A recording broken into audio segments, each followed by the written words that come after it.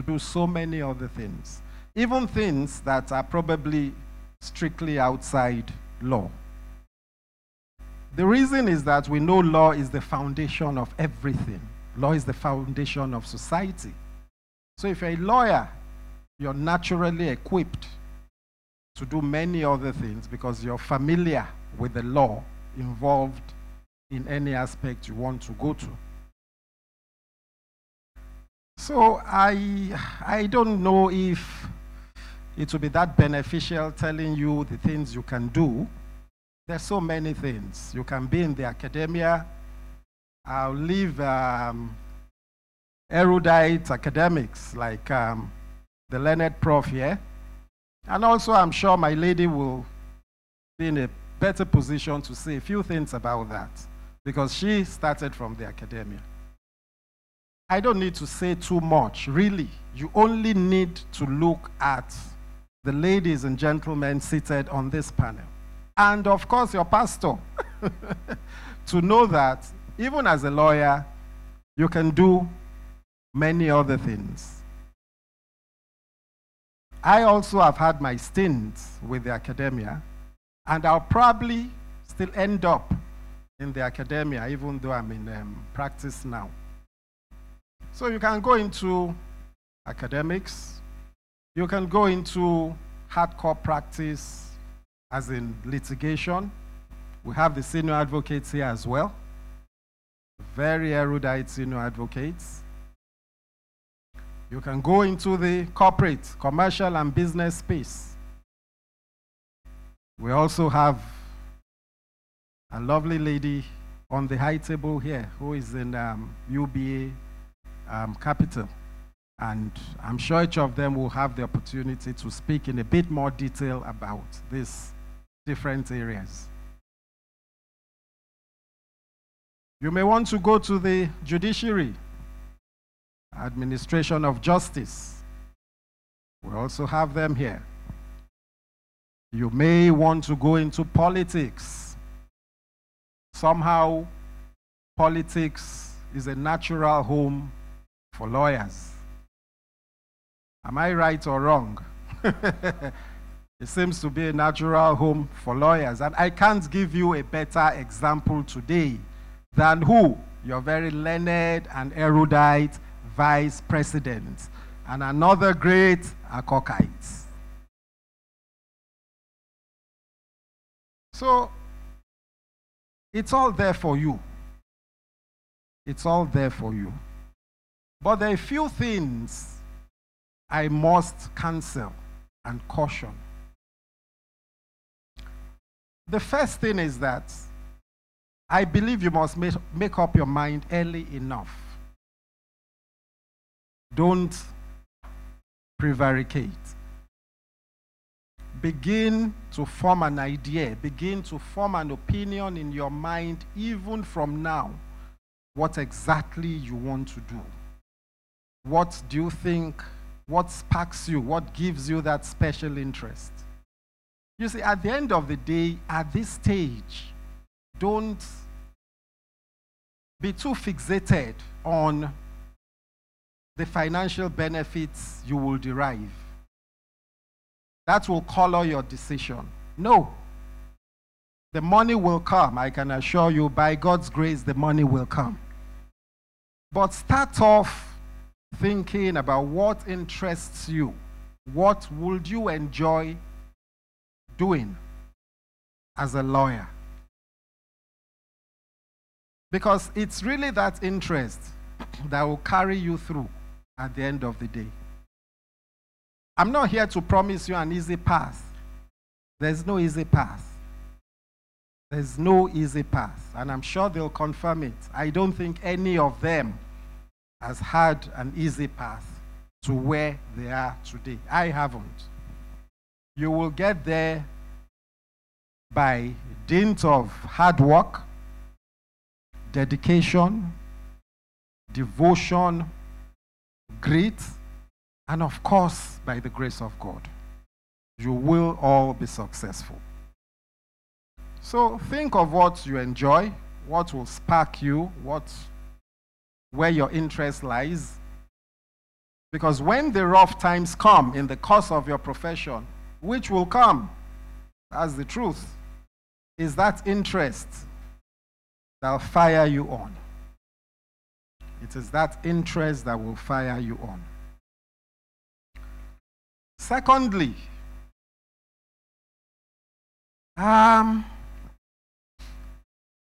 this may not be the too good news for you, but I say it with all seriousness and sincerity.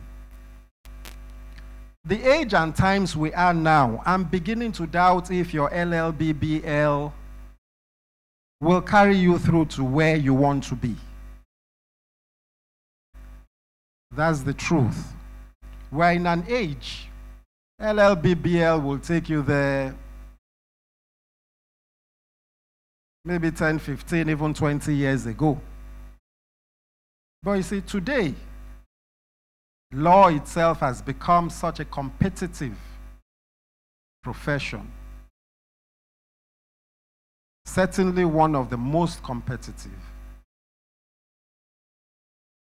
So I'll encourage you, if you have the opportunity and the means, don't stop at your BL. You've had the LLB, don't stop at the BL. Those days where you go around, you see the signpost, John Madu, LLB-BL. And then you can walk in because of that signpost and the name and the degrees. I think those days are over, or at least fast becoming over. I can tell you, all these distinguished advocates, and you see here, I'm sure they don't even have signposts in their firms. Prof, do you have? They don't. Mr. Adio, do you have? So you displaying LLB-BL these days, counts for pretty little. So push yourself, go ahead, and go on to do not necessarily a master's. You see, I know you think what I mean is that go and do an LLM, a master's in law. Not necessarily a master's. Which takes me, we dovetail into the next thing I was going to speak on very briefly. You see, the reason really why I think the LLB-BL will not serve you too well these days is because of specialization. The practice of law and the business of law is now so big. There's so many diverse and distinct areas that you can specialize in. And more lawyers are specializing in those fields, and many of them are getting by and being very successful, just restricting themselves to those limited fields. When I was being introduced, what was it? I specialized in maritime law, in insurance, shipping, and arbitration. These are all areas of possibilities for you. Massive possibilities, I'll tell you that. So it's not necessarily an LLM. All of these places have their own professional qualifications, exams. You can sit and begin to work your way up. Again, I'm sure Professor Ajogu will tell you a lot more about arbitration. Yes, we have seasoned litigation lawyers here. We have judges, very senior judges here. We can't discountenance litigation, but I can also tell you that the future now is on what is called what? ADR. And what does ADR stand for?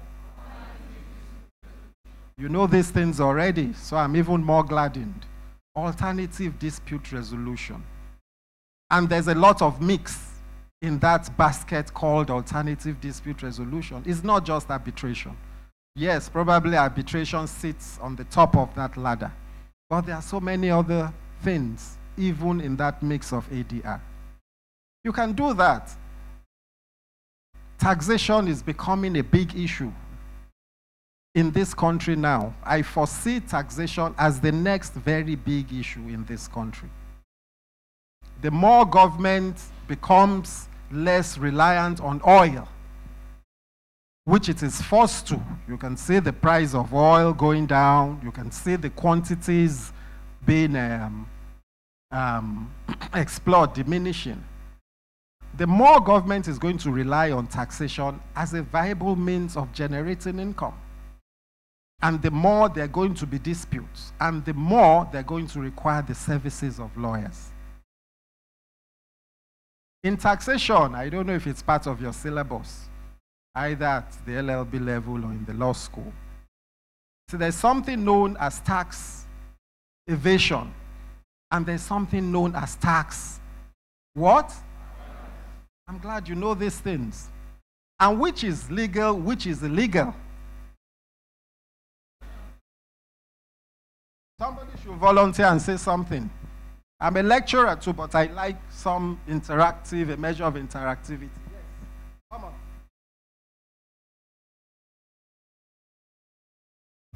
Yes. Which is legal as between tax evasion? Okay, tax evasion is legal. Why tax avoidance is illegal? Say it again. Don't rush yourself. Oh, sorry, tax evasion is illegal. Why tax avoidance is legal? Thank you. Yes, good. Now, the effect of that is that it is legal for you to develop all kinds of schemes with the aim of minimizing your tax liability. And this is very big abroad. It's a big industry supported by lawyers, big corporations. You probably, companies like Google, Facebook, they've been in the news recently for matters of this nature. And we're talking of tax liabilities running into billions of dollars to show you how big it is.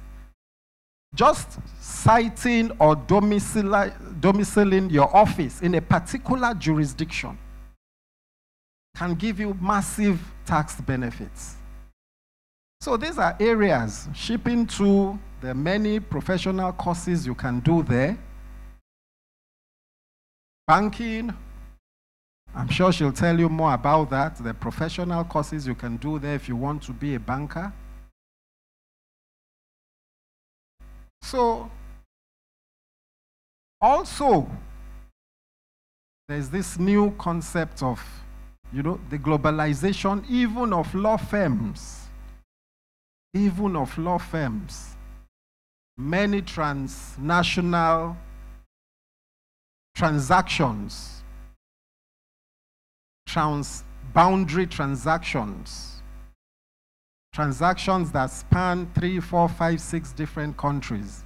And of course, if Nigeria is involved, international lawyers are looking to partner with you to execute those transactions. So the opportunities are huge. They're huge, and just have a positive mindset. And God will bless all your efforts. Thank you very much.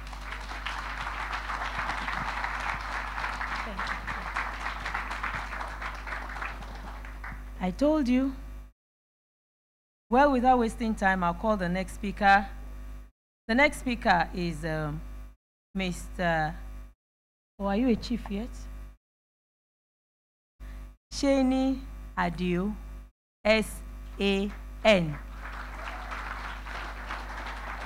Can you be upstanding, please? Your citation will be read out.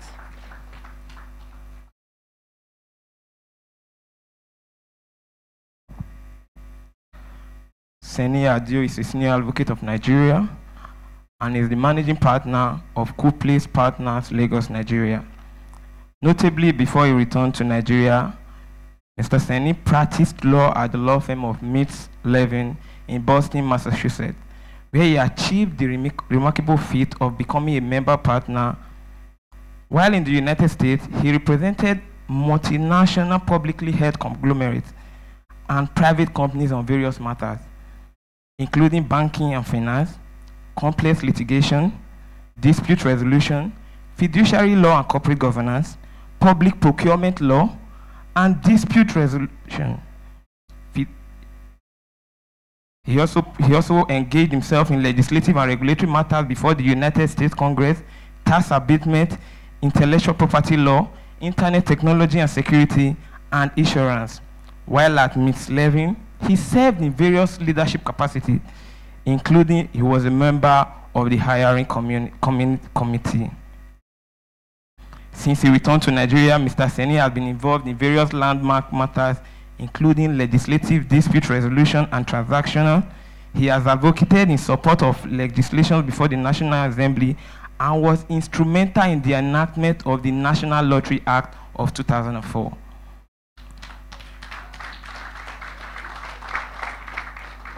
Mr. Seni is the Vice Chairman of the NBA section of Business Law, and he also based his interest in legislative advocacy and reform and was involved in debating and is an integral member of the National Assembly Business Environment Roundtable, NASSBERO, which includes amongst its membership the leadership of the Senate and House of Representatives, the Nigeria Economic Summit Group, the NBA Special Business Law, and the Enable 2, a DFID UK advisory and consulting program established to enhance the ease of doing business in Nigeria. More recently, on behalf of the NBA section on business law, he has also been engaged with the Presidential Enabling Business Environment Council in various forms of advocacy to ease of doing business. I believe we all know the current advocacy on ease of doing business, which is being championed by the Vice President, who happens to be the head of the economic team. Mr. Seni is a proud alumnus of the famed Igbogbe College, Yaba, Lagos, and is a recipient of the ICOBA Merit Award. He received his Bachelor of Laws degree from the University of Buckingham, Massachusetts, and his Masters of Law in Taxation from Boston University Law School. He is an alumnus of the Boston chapter of the prestigious National Conference for Community Justice. He enjoys and completed 2 Boston marathons. Ladies and gentlemen, with a standing ovation and with a clapping ovation, let's make welcome Mr. Seni Adu, Senior Advocate of Nigeria. Thank you very much.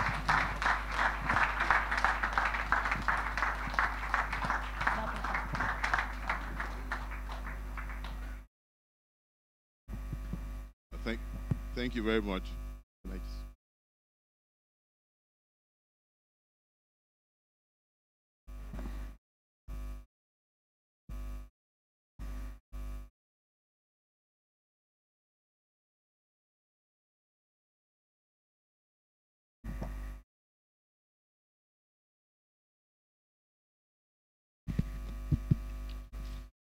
Thank you very much for the warm reception. I think to move things along, I'm going to stand on the existing protocol. Well, I think Dr. Omoebo has said it all. As he was speaking, I was wondering whether he was looking over my shoulder when I was jotting my notes as to what I plan to deliver this evening. So I think without further ado, I'll just thank all of you for showing up, and I'll take my seat.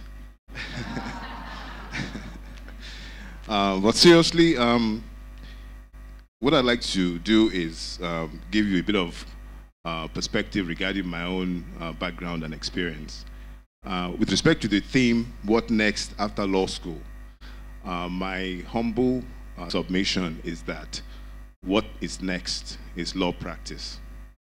I believe that very strongly, that lawyers learn to become, or law graduates learn to become lawyers in law firms, just like doctors or graduates of medicine learn to become doctors in hospitals. Some of you may not want to practice in a law firm for your entire career, as Dr. Mogbai has indicated, that different areas you can venture into subsequently. But in the first instance, I strongly advise that for the first perhaps 3 to 5 years of your, upon graduating from law school, or being called to the bar, that you'll be well suited to actually go into a law firm and learn how to practice law.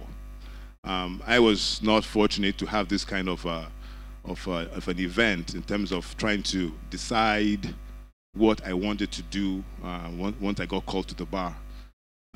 Ironically, as my Lord had indicated, I come from a family of lawyers. Both my parents were lawyers and ultimately became judges. But even then, I wasn't really sure what kind of law I wanted to practice. As a matter of fact, what in my own story was that I initially tried to stay away from what my parents had done, particularly my father, in that I tried to avoid litigation. So I recall that when after I got called, I told my dad I wanted to do a master's degree. And he said to me that, did I want to go and teach? I said, no. He said, then just go into a firm and start working and get into the courtroom, because in those days, that was what was meant for lawyers to do, go into a courtroom and start litigating. But I insisted that I wanted to get a master's degree. So hence, I traveled to Boston, and I got an LLM in taxation. And my own story is that when I went to the US at that time it was 1989, the economy was very, very bad. There was a downturn in the economy. So it was very, very difficult for law students to get jobs. Even those that had graduated from the top law schools, the Harvards and the Yales, were having difficulty. So you can imagine, how someone like myself, who had gone to school abroad, and then you have all other dynamics of coming to an environment that is new, and trying to make it over there. And one of the reasons why I studied taxation, was because even then I realized that it was such a highly specialized area, and most lawyers tend to shy away from numbers. And I realized that if I could get an LLM in taxation, it would enhance my ability to obtain employment. So that was my own strategy. So my strategy was how to get a job, and a good job for that matter. Now, it took a while. Also, as we were walking in, I heard my Lord talking about, those of you that may want to go abroad, you should be careful about how you make those decisions. Because having qualified as a lawyer of this very noble profession, it would be very sad for you to go abroad and then be doing menial jobs. Now, yes. Now, having said that, again, sometimes if you're focused and you know what you want to do and you don't compromise, when I say menial jobs, if you know where you're going, there's some things you may have to do in terms of the hard work and being resourceful towards that objective that you have. So I'm going to share something that I've never shared with other than maybe my siblings, even I don't think my parents, who are late now, ever knew this. Because I knew that if they found out, they would have asked me to come back home. Because my dad in particular was not for my traveling abroad at that time to go and get a master's.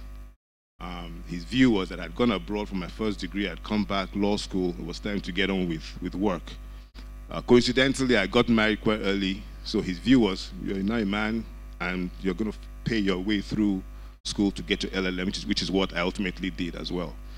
But back to the point, towards being able to fund my education, I had to work. I worked in a financial institution, but not as a banker. I was stuffing envelopes. You can imagine, I was stuffing envelopes, and I had a law degree. And I was called to the bar. But I didn't let my parents know, because they'd be upset. My dad would be perhaps angry. My mom would be heartbroken. But I didn't let them know. I remember one morning I was going to work, and my older brother saw me, and our eyes met.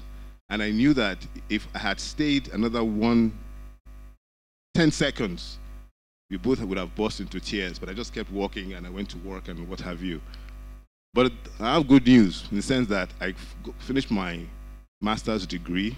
In the meantime, I now got a better paying job and a more dignified, quote-unquote, dignified position as a legal assistant in a government agency, a state agency, equivalent to perhaps Lagos State Water Development Corporation, something like that. And I was working in the legal department. And even though what I was doing, and because I was resourceful, I was given a lot of responsibility over and beyond my job description. And what happened was, when I finished my master's, the general counsel called me in one day and said, Shamey, so what next? And I was in two minds, that should I be totally upfront with him, in which case he'd know that I was looking to leave, or should I just say, well, yes, I have my master's, but I'm okay with this position. I thought, of course, he's not going to believe that you're okay with this position, that it's better to be forthright with him. So ultimately, I was forthright. And he said, okay, I'll introduce you to someone, which he did. This someone happened to be a very senior partner in a large firm, the firm I ended up working at. And he said, they can't promise me anything. I'd have to come in for an interview like everybody else had done. And I say had done because at that time, the firm had done all its recruiting for that year. They recruit, in fact, they recruit for their incoming associate, incoming first years, 2 years in advance. So in your year 2, you come in for an internship. If you do well, they'll give you an offer to come back after you take the bar exam. So occasionally they would recruit for the incoming class for that September. So I went in, they already recruited for that entire class. In fact, they were about to bind the compendium of the biographies of all the incoming first years. When I interviewed, first interview, I went for a second, and fortunately, I was successful. But even in that interview process, one of the senior partners in the tax department, and again, it goes back to what Dr. Moore had said, it turned out the firm had a very highly specialized tax unit. They didn't have any junior lawyers in the tax department. They are all partners, because the kind of tax work they did was very, very sophisticated. So the man saw that I had LLM taxation. So he said to me, Shane, that I'm not sure this place would be the best place for you because we don't really recruit, young lawyers for our tax department. But even then, again, it was part of being resourceful and focused and knowing what I wanted to do. So I promptly said, I was sort of quick to think not on my feet because I was sitting down, but to say that, well, I did a tax program, not because I wanted to be a tax lawyer, but because I wanted to be a corporate lawyer and I wanted to understand the tax consequences of transactions. So he bought that response. And thank be to God he did. So I ultimately joined the firm. And then as a first-year associate, at the time the firm would allow you to rotate in different departments, litigation, corporate, healthcare, biotechnology, and so on and so forth. So because, as I said before, I was running away from litigation, I thought since I could rotate, let me do litigation for a year just to get some exposure to litigation and then go back to the corporate work or area that I thought I was interested in. And I went to litigation. It turned out I loved litigating. And that was how my story began. I never looked back. And ultimately, as I got more senior, I got promoted and so on and so on. Ultimately, I even got on the hiring committee at some point. And at some point, after about 6 years, I thought, Shani, it was time to come back home. I started making plans towards coming back. But then it occurred to me that I had been working so hard, 16, 18-hour days sometimes, that why would I walk away from the possibility of making partner? After working 18-hour days, 16-hour days, Monday through Saturday, sometimes Sundays. So I thought I was going to make them have to make the tough decision as to whether when we come up for partnership, whether I would make it or not. So I stayed back. When my year came up, I think there were about, in my set, maybe about 30 of us in different departments, but about 30. And ultimately, they made maybe about 11. And again, to God be the glory, I was one of those that were elevated to the rank of partner. So now, just to go back a little bit, after about maybe 4 years of being in the States, my dad came to visit. And it happened to be in November of that year. So my section head, who had taken a shine to me, asked me, Dr. Shane, what are you doing for Thanksgiving? I said, well, nothing, but my dad was coming to visit. He said, oh, didn't you say your father is a judge? I said, yes. Why don't you have him come and give us a talk at the firm?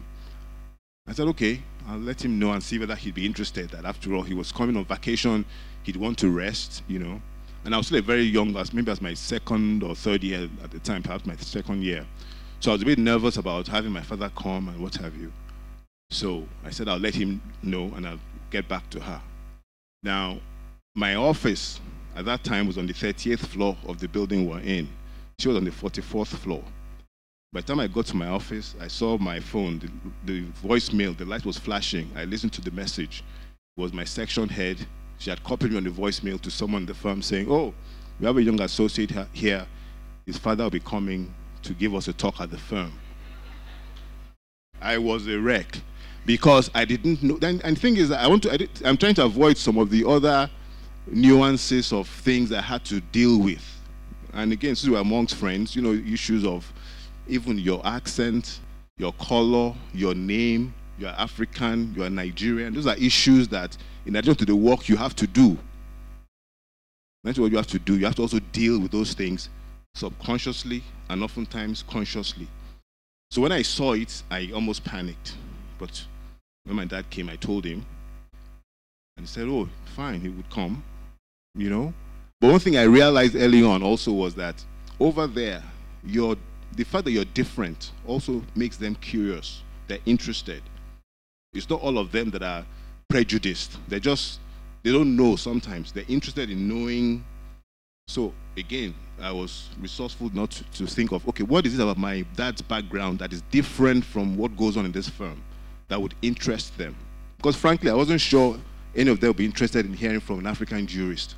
Like, what does he have to offer to them? I wasn't sure. So they asked me to give a bio of my father. So I thought, if I talk about litigation or what have you, you know, litigation, okay, that's not, even though I'm a litigator, it's not oftentimes the most interesting. But my dad, for many years, when he worked at the Federal Ministry of Justice, he did a lot of international law of the sea work, representing Nigeria on fishing rights, mining rights, coastal waters, different things at the UN and so on. So I put all of that in this bio. So on that very day, we got to the firm, we were in my office, when it was time for us to go to the large conference room where he was meant to talk to the firm. On our way, I was very apprehensive because I was wondering, might we get into the conference room and there'd be only 3 people there? That would have been a disaster. But we got there and it was standing room only. It was standing room only. The meeting went well, and I think in some ways, with all sense of modesty, I think that even enhanced my own stature amongst the membership in the firm and, you know, my colleagues and the associates and what have you.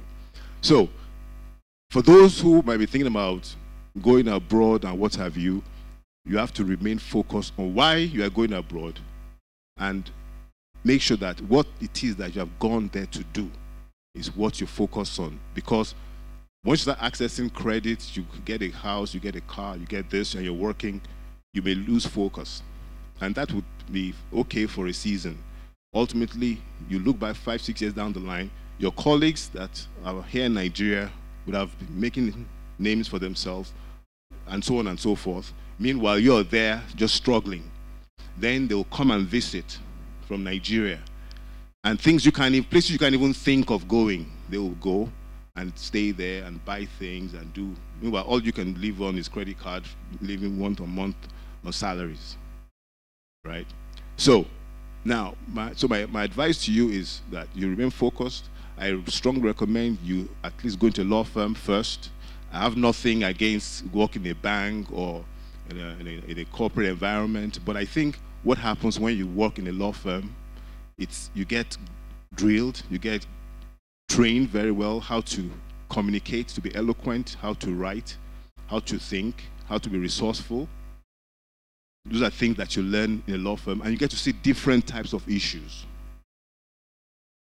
Again, Dr. Moebo has talked about the issue of specialization, globalization. Already now you have a lot of foreign firms already competing with Nigerian firms within us. And they're not doing it illegally, because what's happening is that oftentimes they're recruiting Nigerians into their firms. So it's Nigerian lawyers practicing in international law firms, and they are now bidding for work, both outbound and inbound, and getting a lot of those briefs. away from Nigerian law firms. Yes, yes. So he's very right, Dr. Mogbe is very right, that you need to think about specializing, and it's not necessarily about the LLM. It could be professional courses that you take, and also the areas that you try and get enough repetition in, so that at some point you are known for something. You're an expert in this area or that area. So that's key. Now, in closing, what I'd like to leave you with is that if you do two things, chances are you will not go wrong. And what I wrote down is that if you conduct yourself with integrity and decorum, that you will not go wrong. If you do that, you will find that your colleagues will speak well of you, your clients will speak well of you, your adversaries will speak well of you, judges will speak well of you and think well of you, your juniors also will think well of you, and eventually, ultimately, you will also make money the right way. Because if you do things with integrity, that means necessarily you will be hardworking.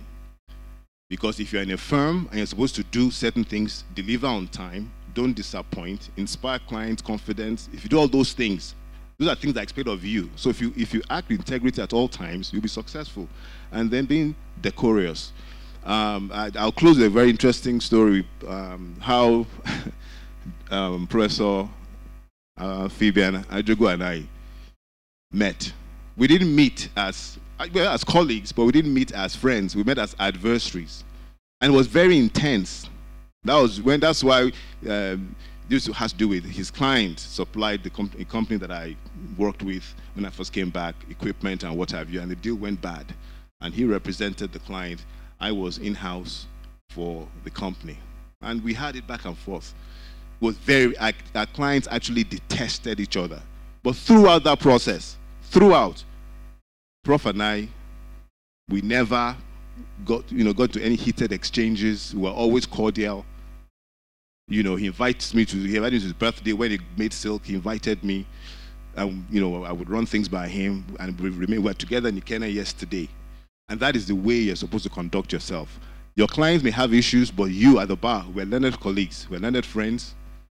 So it's important, if you conduct it with integrity and decorum, you will always succeed. I have a lot that I had written down, but I just thought I should speak exponentially and also just give you my own experience, and then I'll be happy to take questions at the end. Thank you very much.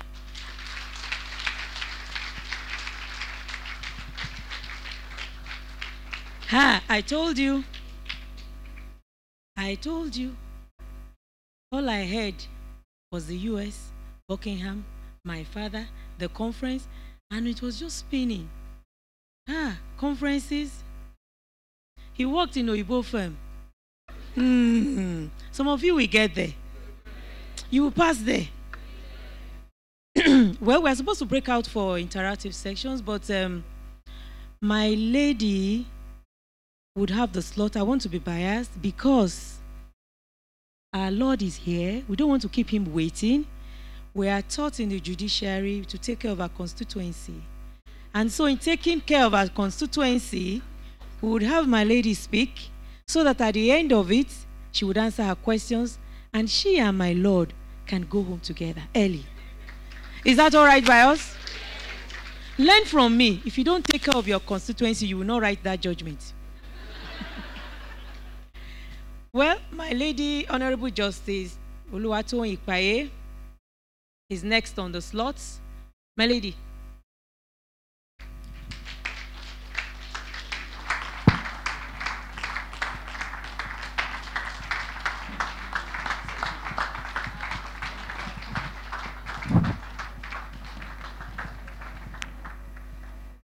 You may sit.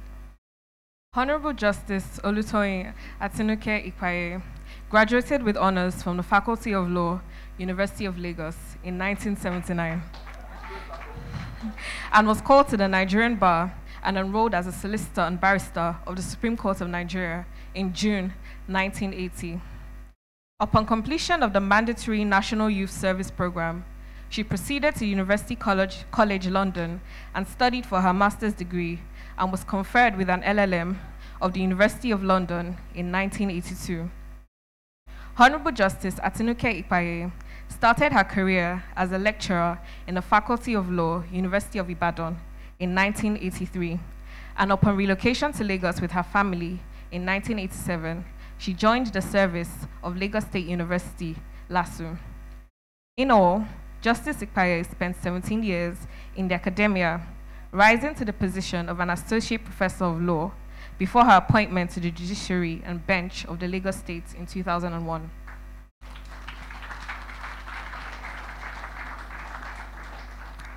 Honorable Justice Olutoyin Atinuke Ikpaye has rotated through the various divisions of the Lagos State Judiciary and is currently the head of the Fast Track Commercial Division. Ladies and gentlemen, let's rise and give a round of applause to Honorable Justice Olutoyin Ikpaye.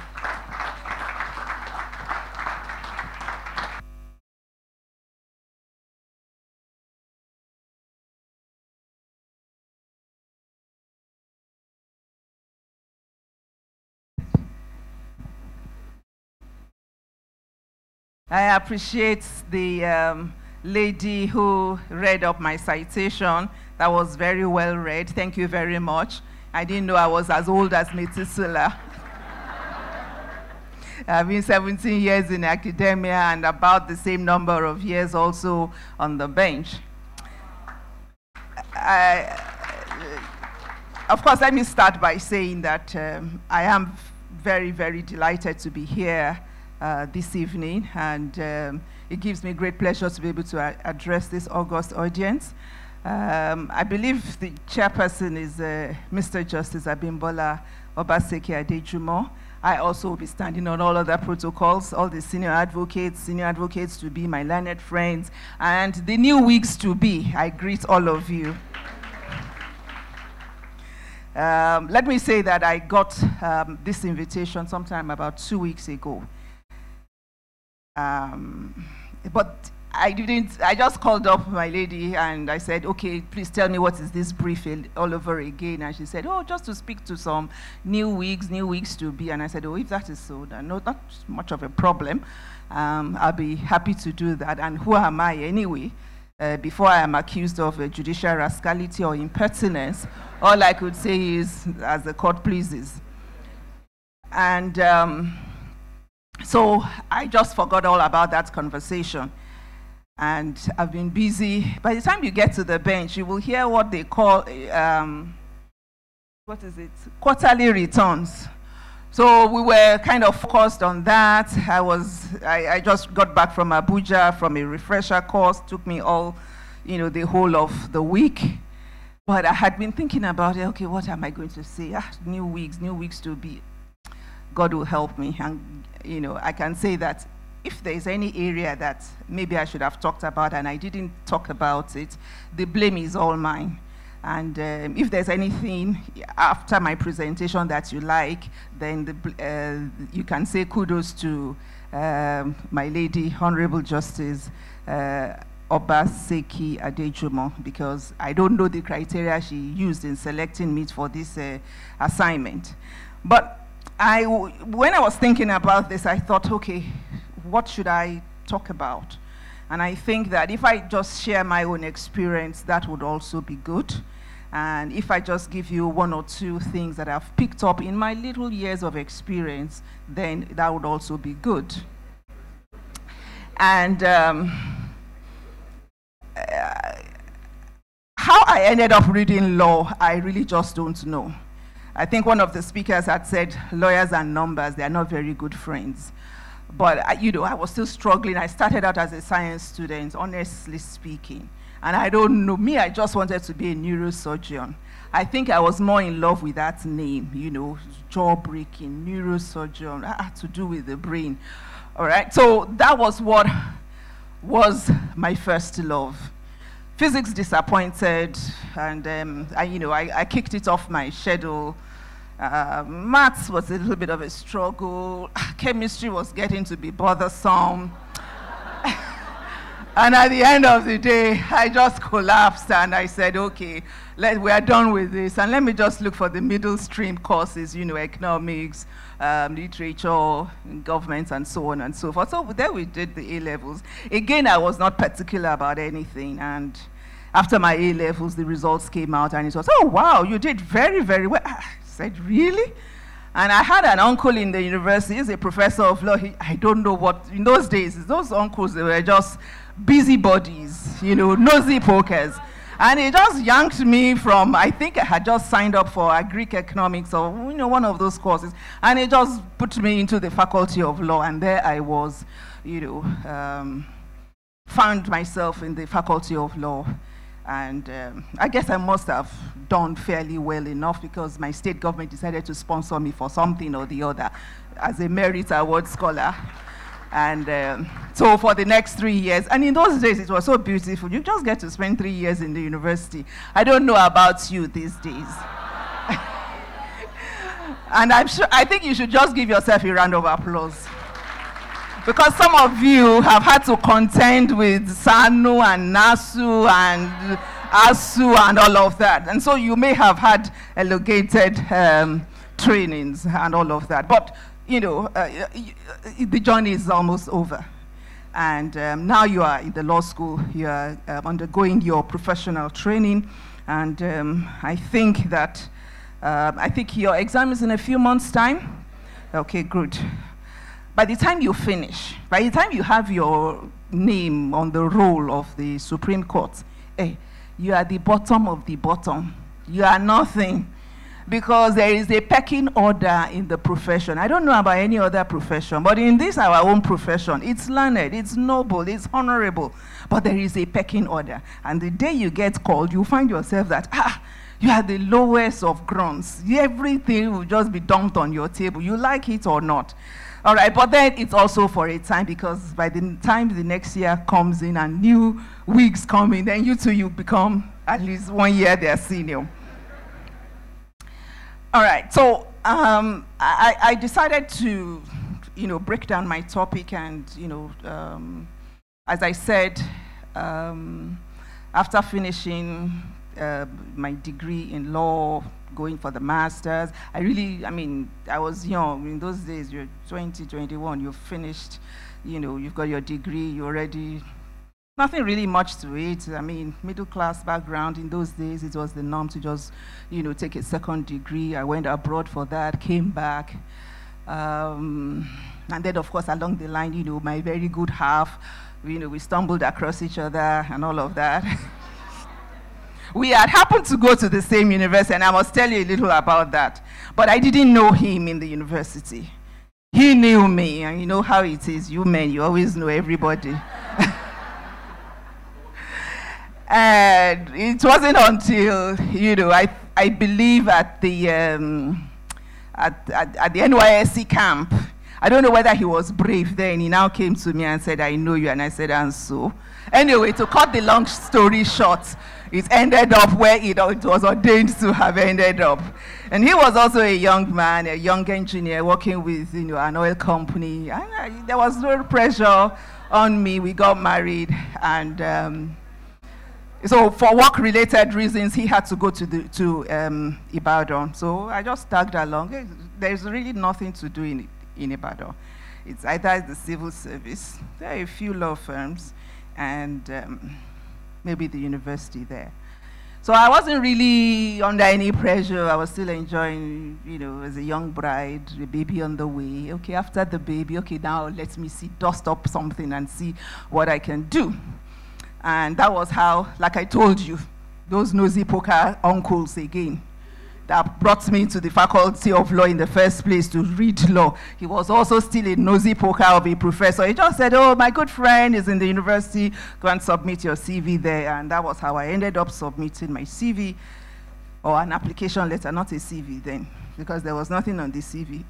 An application letter to the Faculty of Law at the University of Ibadan. And I started off with them as one of their you know, foundational lectures. And it was, I must confess, looking at back now, it was just something that was just ordained and, designed to be for me. It's just the perfect life. And I don't know, I can see a lot of beautiful women here.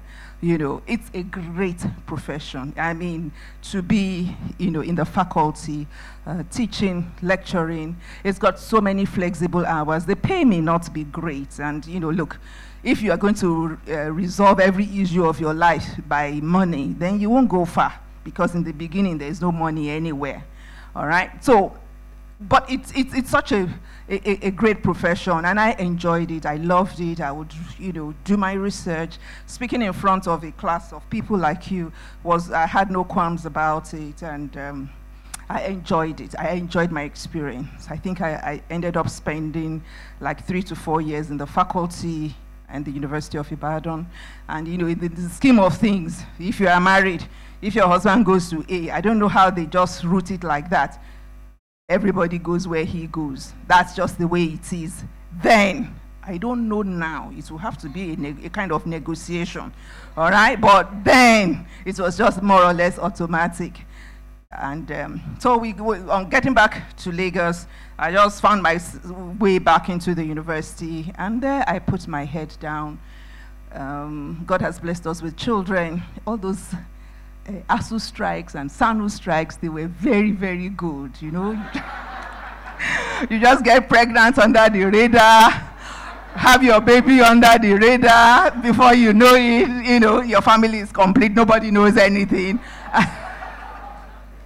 And there it was. But there is nothing that takes the place of hard work. There is nothing that takes the place of integrity. The Bible says, seest thou a man diligent in his work, he will stand before kings and not mean men. And so after several years, I think a total of about 13 years in the university, and that was where I have always known,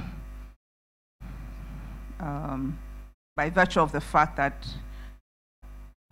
he's an old Igbobian as well. You all know the person I'm talking about, so I don't want to make too much noise about that. But by virtue of the fact that he's an old Igbobian, a classmate of my husband, somebody very well known, and so on and so forth, we were also in the university together. And just like you find yourselves all over the place, you're going for law teachers conference, you're meeting your peers in other universities, you are collaborating on work together, doing one thing or the other, one project, one research, writing papers together, and so on and so forth. That's how I became close to, the person I'm talking about.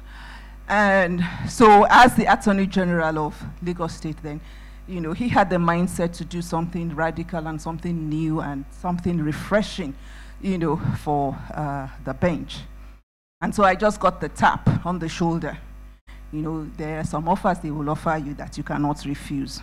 But it was like a running battle with me. If you're going to qualify somebody, you can say I was a reluctant judge, with all due respect to all the senior advocates that have been appearing before me. You could say I was a reluctant judge. Reluctant in the sense that, please, at this level, senior lecturer level, submitting your papers for associate professor, you want to get the chair. And coming to the bench, well, I guess both of them are sticks of furniture. One is a bench, one is a chair. So I had to, talk to myself that way. And, there are certain appointments that if they say come, I have never heard of it before that somebody will say I don't want. In fact, I'm so reluctant, I didn't, it was just not part of on my radar, my plans or anything. Didn't know anybody on that bench. In fact, the CJ then had to send for me, okay, come, we'll invite her. You are the only one I haven't met, I don't know. Tell me a little bit about yourself. And so there I was, in his presence. And we just had a chat. He said, okay. And that was how I took my oath of office. The life in the day of a trial judge. It's a different mindset altogether. I think for the first 2 years, I had what is called withdrawal symptoms, because it was like, I said, what are you talking about? But I had to restrain myself. You don't interject, let them talk their own. You will meet them in your judgment. I think my years as an academic prepared me for a lifestyle on the bench.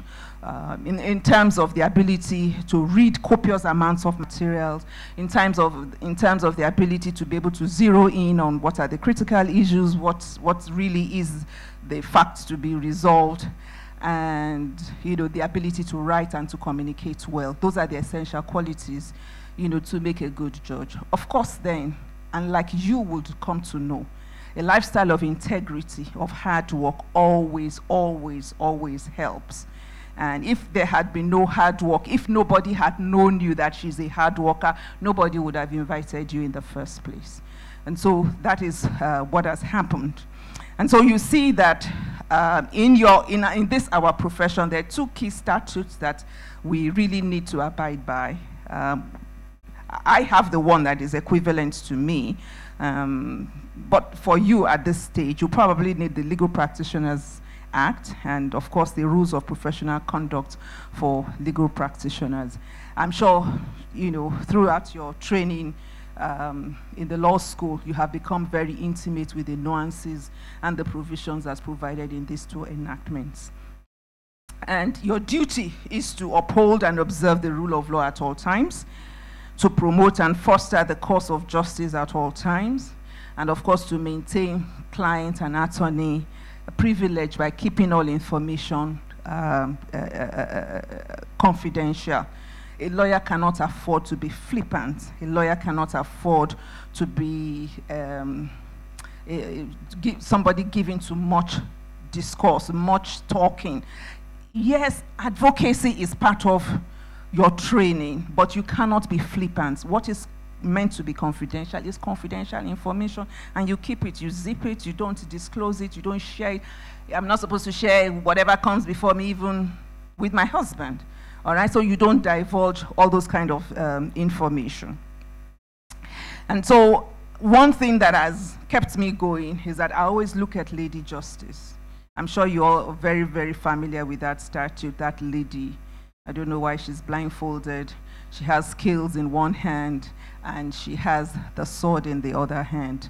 The blindfold signifies impartiality, that anyone can approach the seat of justice, rich or poor, educated or illiterate, strong or weak, of high status or low class, and everyone will be treated equally. And this is something that you keep in view at all times, and you practice on the bench and off the bench. And then the scales that is in the hands of Lady Justice represents objectivity. It also represents the fact that every side will be listened to, the scales in her hand. You will listen to both sides that are before you, giving them equal time, treating them fairly, providing an equal platform for them, ensuring that the principles of fair hearing at all times are obeyed. And at the end of the day, those scales of justice will either tilt to one side or to the other side, and depending on which side it tilts in terms of the evidence that has been placed before you, and that's where you will rule. And then, of course, the sword, on the other hand, signifies the authority to act of the judge. In other jurisdictions, they've gone ahead to even have their own enforcement mechanisms. Armed sheriffs, who can go after maybe an absconding defendant, an absconding criminal, ensure that the pronouncement and the orders of the judge are implemented and executed. We don't have that much here in Nigeria, and I think it's also a fallout of the fact that we copied from the British way of doing things. Now, the choice of a career. Again, I believe that every one of you here is very, very lucky to have an opportunity to listen to the gurus on the high table here and to get insight from, some of their own experiences. The road to being a judge is a long road. It's not something that just falls down like that. You would have been doing something. You would have been noted for something. I remember that one of the famous jurists that we have in Nigeria who started out as an academic is of blessed memory, Justice Nikki Toby of blessed memory. And of course, you will see that influence in some of his judgments that he has written. And quite a number of them. And I remember that, in 2001 in Lagos State, I think 3 of us came from the university. And it's interesting, we all came from the Lagos State University. I think that must say something. You'll be known to have become something, either in private law practice, from the bar, in the organized private sector. You would have been doing something, and you would have been competent and qualified. And I believe that the minimum qualification in any event is, like, I think 10 years at the post-call, 10 years post-call, but you must make those 10 years count, because, like they say, the competition these days is very, very intense to become a judge. And the higher you go, the more intense it becomes. And so I want you to look at your neighbor and tell your neighbor that you will make it to the top. All right. It's good to say it, but some of you will not. It's just a fact of life. But that is not to say that you shouldn't work hard. You would prepare yourself. Now, the choices that is open before you are infinitesimal. You cannot box yourself into anything. What your training as a lawyer does is that it gives you the legal tools. It gives you the tools to become anything you want to become. There is no limitation to it at all. And for as long as we have society, a society governed by norms, by rules, then we're going to need lawyers. Lawyers, they are the most. Some people say, oh, farmers are the most important. I beg, you can't be farmers now. If we're all fighting each other, who is going to go to the place and farm? If you go to Ethiopia, tell me how many farmers are there. And some say that it's the teachers. Well, teachers, but the lawyers must come first, because you see, if there is no stable society, all the other professions, they cannot thrive. The society will not work. All right, so you still need a stable society first. And that's where the lawyers come in. And there is absolutely no genre or field in which you cannot find yourself. If you're in the public sector, it's good. Nigeria practices a federation. There's a federal stream, and then there's a state stream. Maybe advantageous to be in your state. I don't know. I wish I were in my state, but I've long been in diaspora. They don't even know me from there anymore. But that is just it. So there is the federal, and then there you have 36 states who are vying to take you on. And then not only in governance, Ministry of Justice, but then there's so many parastatals and agencies, they need their own in-house counsel. All right? It's not when the problem has started that you'll be running around for a lawyer. I always say it. The lawyer needs to be there to be giving you the advice per second, per time. All right? So that's why they need in-house counsel. So you can find yourself in any of these agencies or parastatals that the government has set up. And then, of course, you may be attracted to the organized private sector. Again, it's all a question of hard work. The organized private sector is a wide gamut, from the entertainment sector, maritime, shipping, oil and gas. Everybody wants to go into oil and gas and banking and finance, but it's incredibly wide, and they always need lawyers. And then, of course, I've talked about academia tangentially. The last time I checked, I believe there were 61 private universities. It may not be all of them that have faculties of law. Then there were about an equal number of federal universities and state universities. So you can see that the market is out there. But again, you'll have to be prepared to work hard. When I was in the university, to have a PhD was not a requirement. To have a second degree was the requirement. But these days, you can go in with your second degree and then with your PhD in view, as you are a lecturer 1, lecturer 2, assistant lecturer, you sign up for, to do your doctoral thesis. And it's a great also profession, especially for, although in law, there are no women at the bar, but, we shall know ourselves. It's a great profession, to be in, because it just gives you the flexibility and you can determine your hours and so on and so forth. Now, before I leave, I think it's important that I just say a couple of things about balancing life and work. And there's no earlier time to start than now, because you are at the threshold of finishing and at the launch pad of, starting a career. So you have to determine to live life deliberately. In other words, you make deliberate choices. Just don't let things happen to you by happenstance. You need to make plans, either short-term plans, long-term plans, and things like that. You make the plans, you write it down.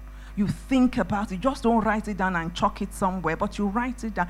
You keep it in the view. You look at it every time. The Bible talks about, writing down the vision, making it plain, inscribe it on tablets, keep it in view, and then you run with it. So this is something that is very important. You need to constantly be evaluating your life. As you're finishing now, okay, some of you are going to have a lot of busy things. Okay, some are going to NYSC, after NYSC, some are already planning to get married and so on. Some are going back to school and so on and so forth. Some have already planned that as soon as I finish writing this exam, I'm going to the fashion school. Because you already know what you want. All right, I'm a fashion designer. Me, I'm going to pick up my guitar. I am the next Osibisa. So some of you already know where your passion lies. You know what it is that is driving you. And this one, you're just, I don't want to say you're just going through it because at the end of the day, your law training, your law degree, it will never leave you. It can only enhance you and make you better. I have an interesting story. The first female senior advocate of Nigeria, I'll leave you to go and do the research and find out who she was. One of her daughters was my student in the Faculty of Law in the University of Ibadan. Her father, of blessed memory now, was a surgeon. So she had first of all gone to read medicine. She finished medicine, then she came back to read law. Right now, the young lady, she's in the United States of America. I am not sure she's even practicing as a surgeon or in medicine or even in law. I think she's doing something entirely different. But I'm not saying that it's good or it's bad, but all I know is that she was a brainiac. I mean, this was a girl who was brilliant, because I tutored her, and I know her very well. Incidentally, she also happens to have been my junior in school. So great things do come out from my school. Queen School Ibadan. I don't know whether many of you have heard of it, but we're doing very well. So you determine to live life deliberately. You need to create time for family and friends. By the time you start your work, and let it not be work, work, work, work, and work. You need to take time, your me time, and take time for family and friends. And of course, you need to invest in your health. You don't need to wait till you are in your 50s or 60s before you start investing in your health. It is what you do with your body now that is going to last you into the times of your 8th decade, 9th decade, and perhaps the 10th decade if you are lucky. But it's important because your body is a temple of the living God. You need to take care of it. You watch what you eat. You watch, the number of hours you sleep. You take in some exercise. You've heard about the Boston Marathon runner. I've given him the judicial order that he has to sign up for the Lagos Marathon as well. And above all, you commit your ways into the hands of God and be prayerful. I like one of the scriptures that I saw at the entrance as I was coming into the auditorium. It's one of my favorite passages as well. It's found in Philippians 4:6. It's about don't be anxious for anything, but in all circumstances, commit your ways into the hands of God by prayer, supplication, and thanksgiving. Thank you very much.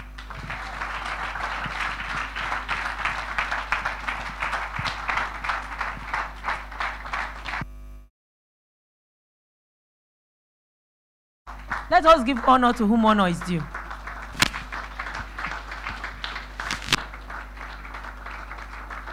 Thank you very much. Thank you very much. Shall we have our seats, please?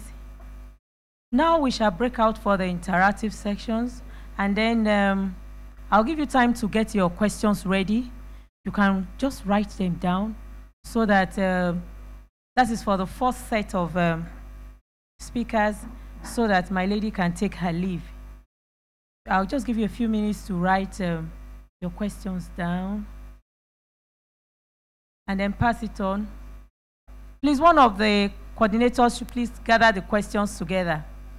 While you are doing that, I'll tell you what my lady, Honorable Justice Baye, did to me. She dealt with me. We were together on a panel in Osun panel, the House of Rep and the senatorial election panel.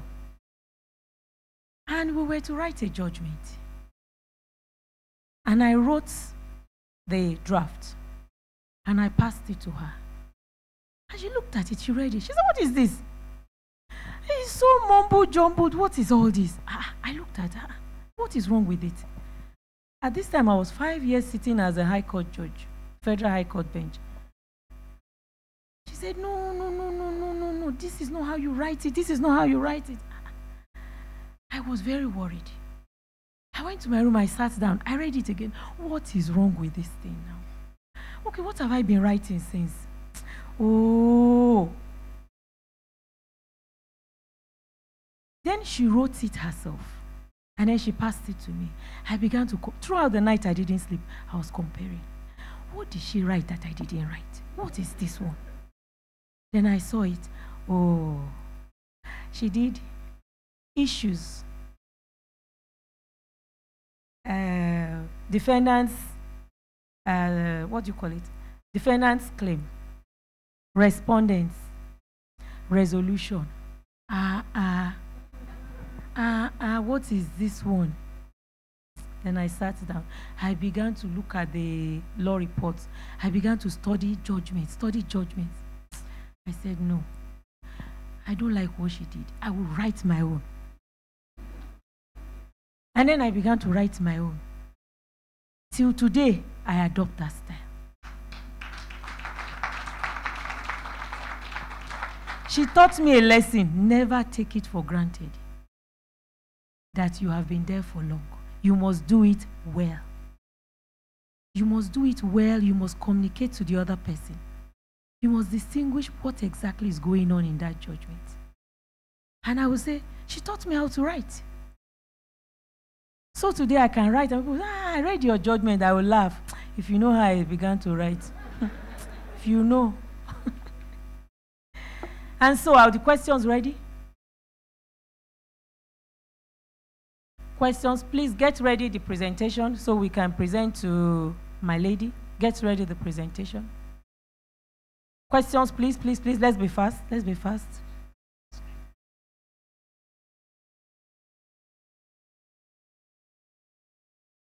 Yes? Please gather them together. Are we ready?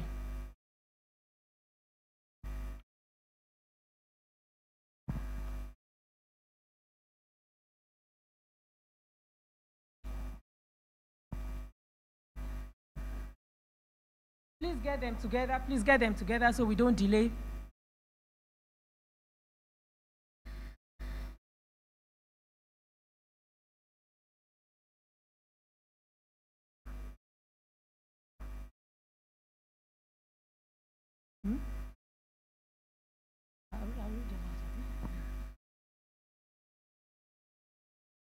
Oh, well, my lady, this is a question.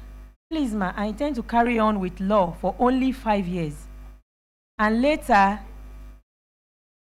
till my end of years on earth, start an NGO. How do you think I can? And who and what do I need to achieve this dream? The other says, just pick the ones for Justice Baye. The second speaker made mention that what next? The answer is practice. Now, What are the things expected from a young lawyer in a law firm? Okay? Now this is, please, I want to ask, is it true that lawyers are buried upside down?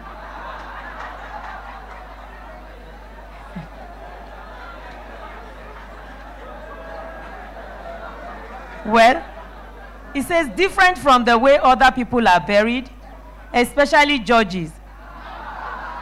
Well, I think the answer is so that what we have read will not escape.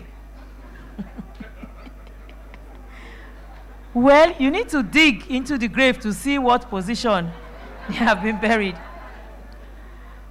This one says, why a lady justice? Why not a man justice? Well, Justicia. Okay, why not a man Justicia? I don't know what that is. Well, please, ma, how and where you are able to manage, how were you able to manage your marriage and work? It is quite difficult being a lady and achieving a lot. What is your advice for a young lady with a lot of ambition? Well, this is, okay, this question goes to Justice Ikpaye and Mr. Dio.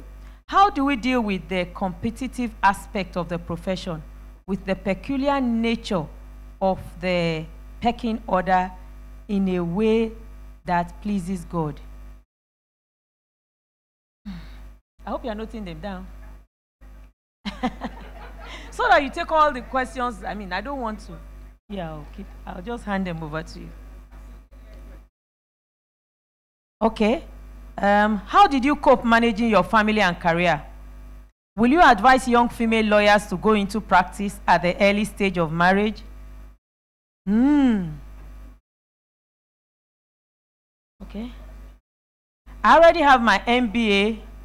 What was this one? CIPA, UK, ICANN, LLB. Do I need to go for my LLM in commercial law before I can be a corporate lawyer? Ah, you did read though.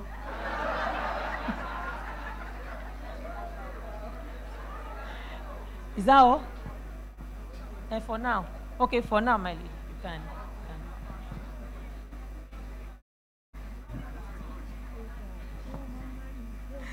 All right. I think I'll start with this one that I want to ask the question, how are lawyers buried? I believe some of the senior advocates on this table, they went to Ikene. One of, our esteemed senior advocates was buried. And I believe they said, according to Muslim rights. I think this is a Chief Ido Shofola. He was buried yesterday. The man died at age 84. I have been involved in a Muslim burial before, and I know that they are wrapped up in a shroud and, not too much fuss about it, and the body must go down within 24 hours of the demise of the gentleman. And I think that is what they did in Ikene, and I believe that the grave that they dug, it was, is it vertical and it was not a horizontal, so you cannot mistake the way he was laid. So I think it's the same thing also for for judges. I think that maybe all the mystification comes from the fact that, unlike the doctors, they just hang one rope around their neck, something like that. And maybe an engineer will probably have a slide rule or something. But, lawyers, we have the wig, we have the gown, we have it in black, then we have it in red, then we have the, long bottom, full bottom, all manner and types of bottoms, So I think that all that mystification, everybody, stands in awe of us. But we try to, lawyers and judges, they are human beings. Don't forget the things that they wear over their heads. And I am happy to see that very many of my learned friends here, they all look very handsome and nice. When they're outside of that, they are black and and I'm sure that they have probably looked at me too and said, we didn't know that this lady was this pretty.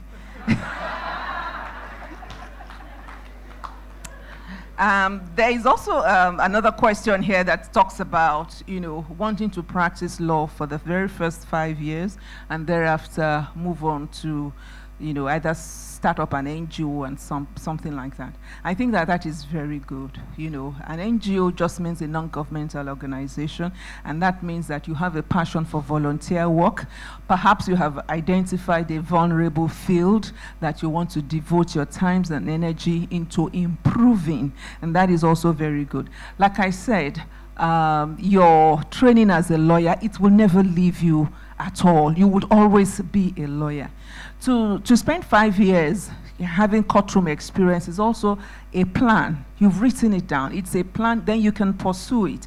And once you have done that and your 5 years is up, then you could chalk it down and say that, yes, I have fulfilled this goal that I've set for myself, and now it's time for me to devote my passions to this thing that I want to do.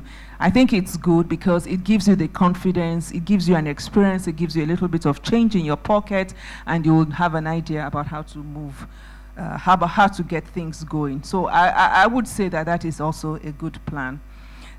There's also some interesting question here about why a lady justice. I'm not sure about the history of that, but you have to Google it. But in the same way that ships are referred to in the feminine, correct me if I'm wrong, ships, they are referred to, in the feminine. So there are some things that are referred to as her. And I think that maybe it's that milk of compassion that women have. That's why we have lady justice and not a man justice. All right, thank you very much. And I have an interesting question here. I think there were two of them. How did you manage your career and work? Well, like I said, for the first 17 years of my life, I was in the academia. And like I said, it's a very flexible profession. And then, like I said again, there were a number of strike actions, and SANU, NASU, and all of that.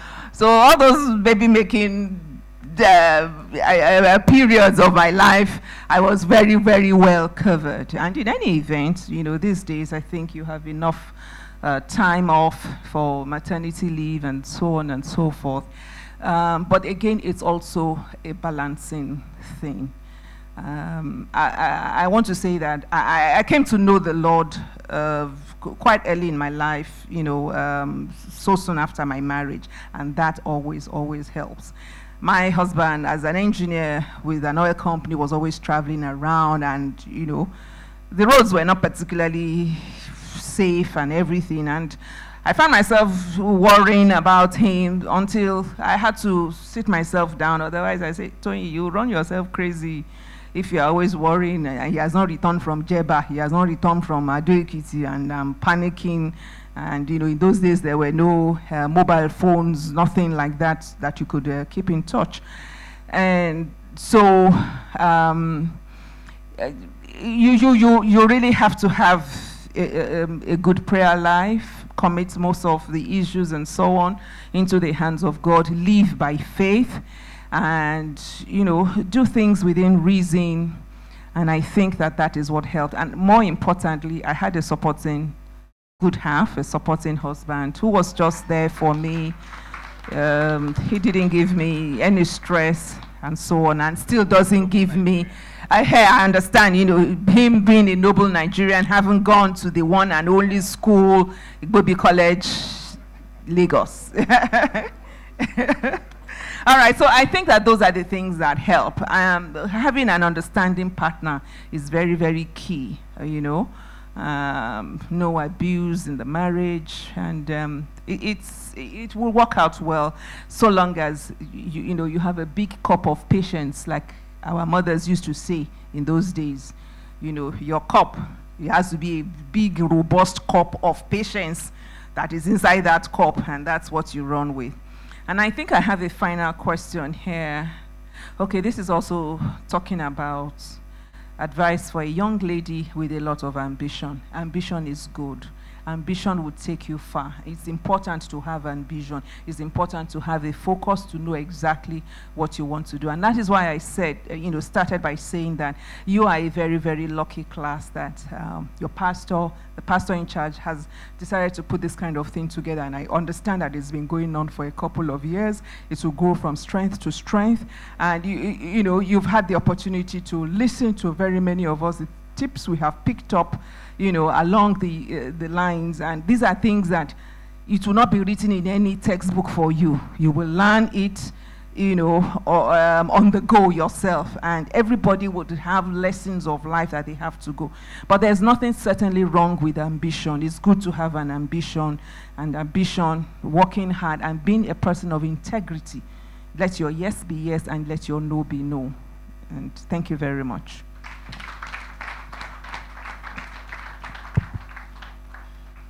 Very quickly, I have two questions here. The first one says, how do we feel with the competitive aspect of the profession, with the peculiar nature of the pecking order in a way that pleases God? I think one sort of adjective that's been repeated over and over again this evening is integrity. So that's very important in terms of even doing what pleases God. So honesty, integrity. Now, as far as the issue of pecking order, I think you should not be too much of a hurry to get to your destination, because if you're too much in a hurry, you are likely to crash, or bad things can happen. You have to earn. You have to learn to hone your skills, and there's no substitute for experience. So you have to take your time. You two will become seniors one day. You can't graduate today, get called tomorrow, and then expect to receive some of the perks or whatever it is that the more senior lawyers get, because they've earned it. So you just bid your time, learn to be the best lawyer you can be, and then that will come. And I'll also tell you, even for us senior lawyers, we too have an obligation to you to be cordial, to you to be considerate, to be congenial, and also for us to humble ourselves, because respect begets respect. And I think if we do that, and you also are patient to want to learn from us, I think you wouldn't have to worry about issues concerning pecking order. The second one has to do whether you say you've already had MBA, ICANN, and so on, LLB, and so on, that you need to get an LLM in order to be a commercial lawyer. The answer is no. You can learn to be a commercial lawyer by practicing corporate law. There's no substitute for actual practice. Even if you get a distinction in commercial law in the university for your LLM, that doesn't make you a commercial lawyer necessarily. You still have to practice. You have to know how to draft documents, and there are different types of documents you need to know how to draft. You learn that from practice. So you can be the best, some of the best commercial lawyers in the world, and even in Nigeria, don't have second degrees. Some of them, they're not in this room, with all due respect, but some of them, and there's some who have done various things who are somewhat of generalists, but some of the names that you would readily mention in this environment, they don't have LLMs. I know some of them, most of them, they don't have second degrees, but it's through repetitive work, experience. They've seen different scenarios, they've drafted different covenants, different documents, and of course, going on continuing education. That's all you need necessarily. But if you get those letters behind your name, certainly wouldn't hurt, but it's not a prerequisite. So that I'll say that. I'll just stop at that for now. Thanks. Well, thank you very much. At this point, I think we'll release my lady. And to show our appreciation, we call on our pastor to do the honors. Should you release her? Okay.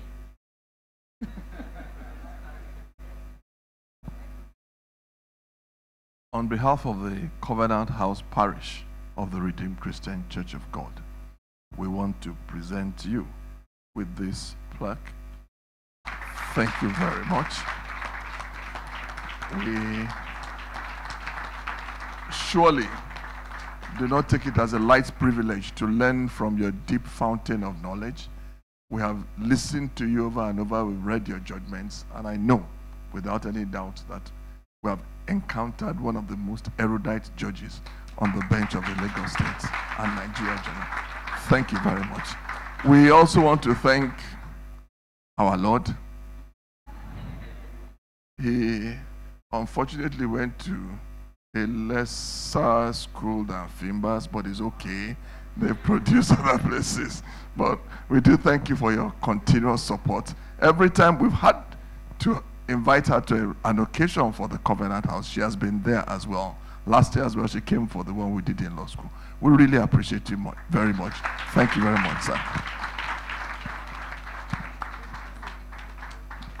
I just want to say a very big thank you to my lady, Justice Obaseki Adejumo JCA, for inviting me.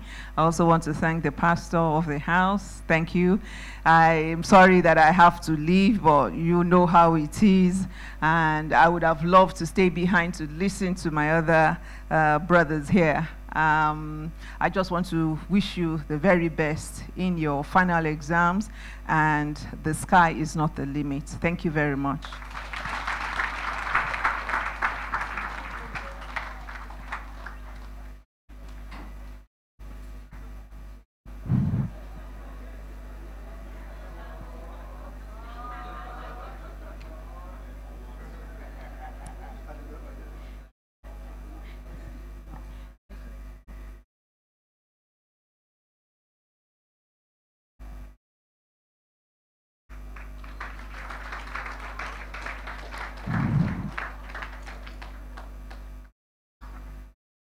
Well, we now move on. We want to move very, very quickly. And I thought this would be the icing, but apparently, well, let's just make it the main dish and let's see how it goes.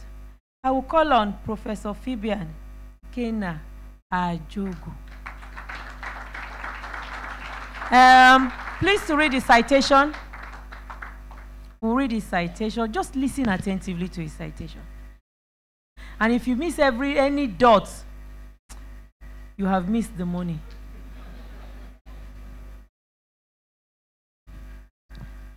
Professor Fabian Ajogu is a senior advocate of Nigeria and Lagos Business School professor of corporate governance. He is an alumnus of the said Business School of Oxford University and an alumnus of the Lagos Business School. Professor Ajogu holds a doctorate degree in law from University of Aberdeen, Scotland, an MBA from IESC Business School, University of Navarra, Barcelona, and law degrees from the University of Nigeria, University of Lagos. He practices law at Kena Partners.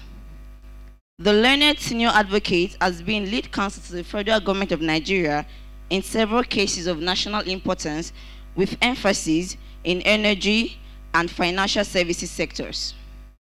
He also has extensive experience in deal structuring for complex financing transactions and serves on the boards of some real estate and more development companies in Nigeria with investment portfolios across the country. He serves on various boards and chairs of Novara companies in Nigeria, owners of Novara Malls, ARM Arif Infrastructure Limited, Nigeria's Pioneer Infrastructure Fund, amongst others. Professor Ajogu is a fellow of the Society for Corporate Governance Nigeria, a fellow of the Nigerian Institute of Chartered Arbitrators, fellow of the African Leadership Initiative West Africa, Erin Crown Global Leadership of Aspin Institute, and a fellow of the AIFA Reading Society.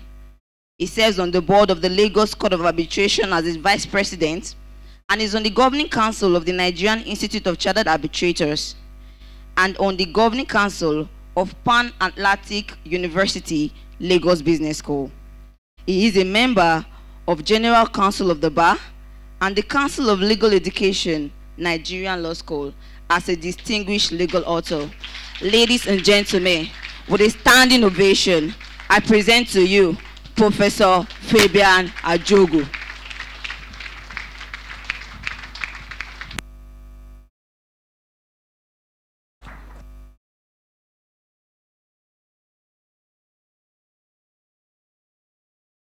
Please be seated. Be seated. Thank you very much. Pastor, who has seen off distinguished guests, my Lord Josakwaye.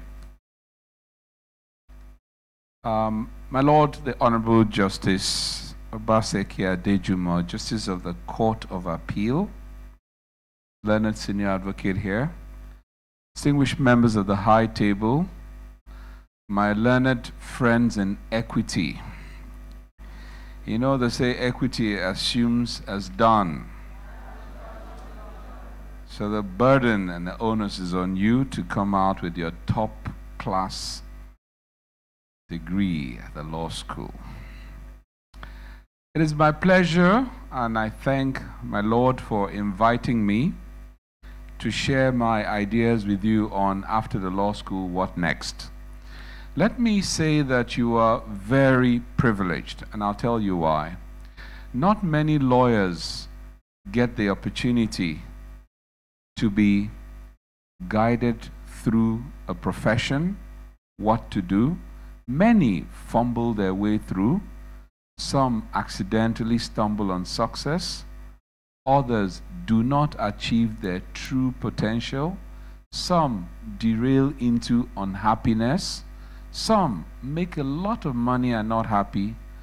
Some are happy and don't make a lot of money. But it's a cocktail of outcome. In your own case, you're enjoying the privilege of being shepherded through the walk that every lawyer has to go, but this time with the benefit of experience from very distinguished persons on the High Table. When you get into the profession, you would understand what it means to have the benefit of the presence of a justice of the appellate court. Please, can we give my Lord a good round of applause?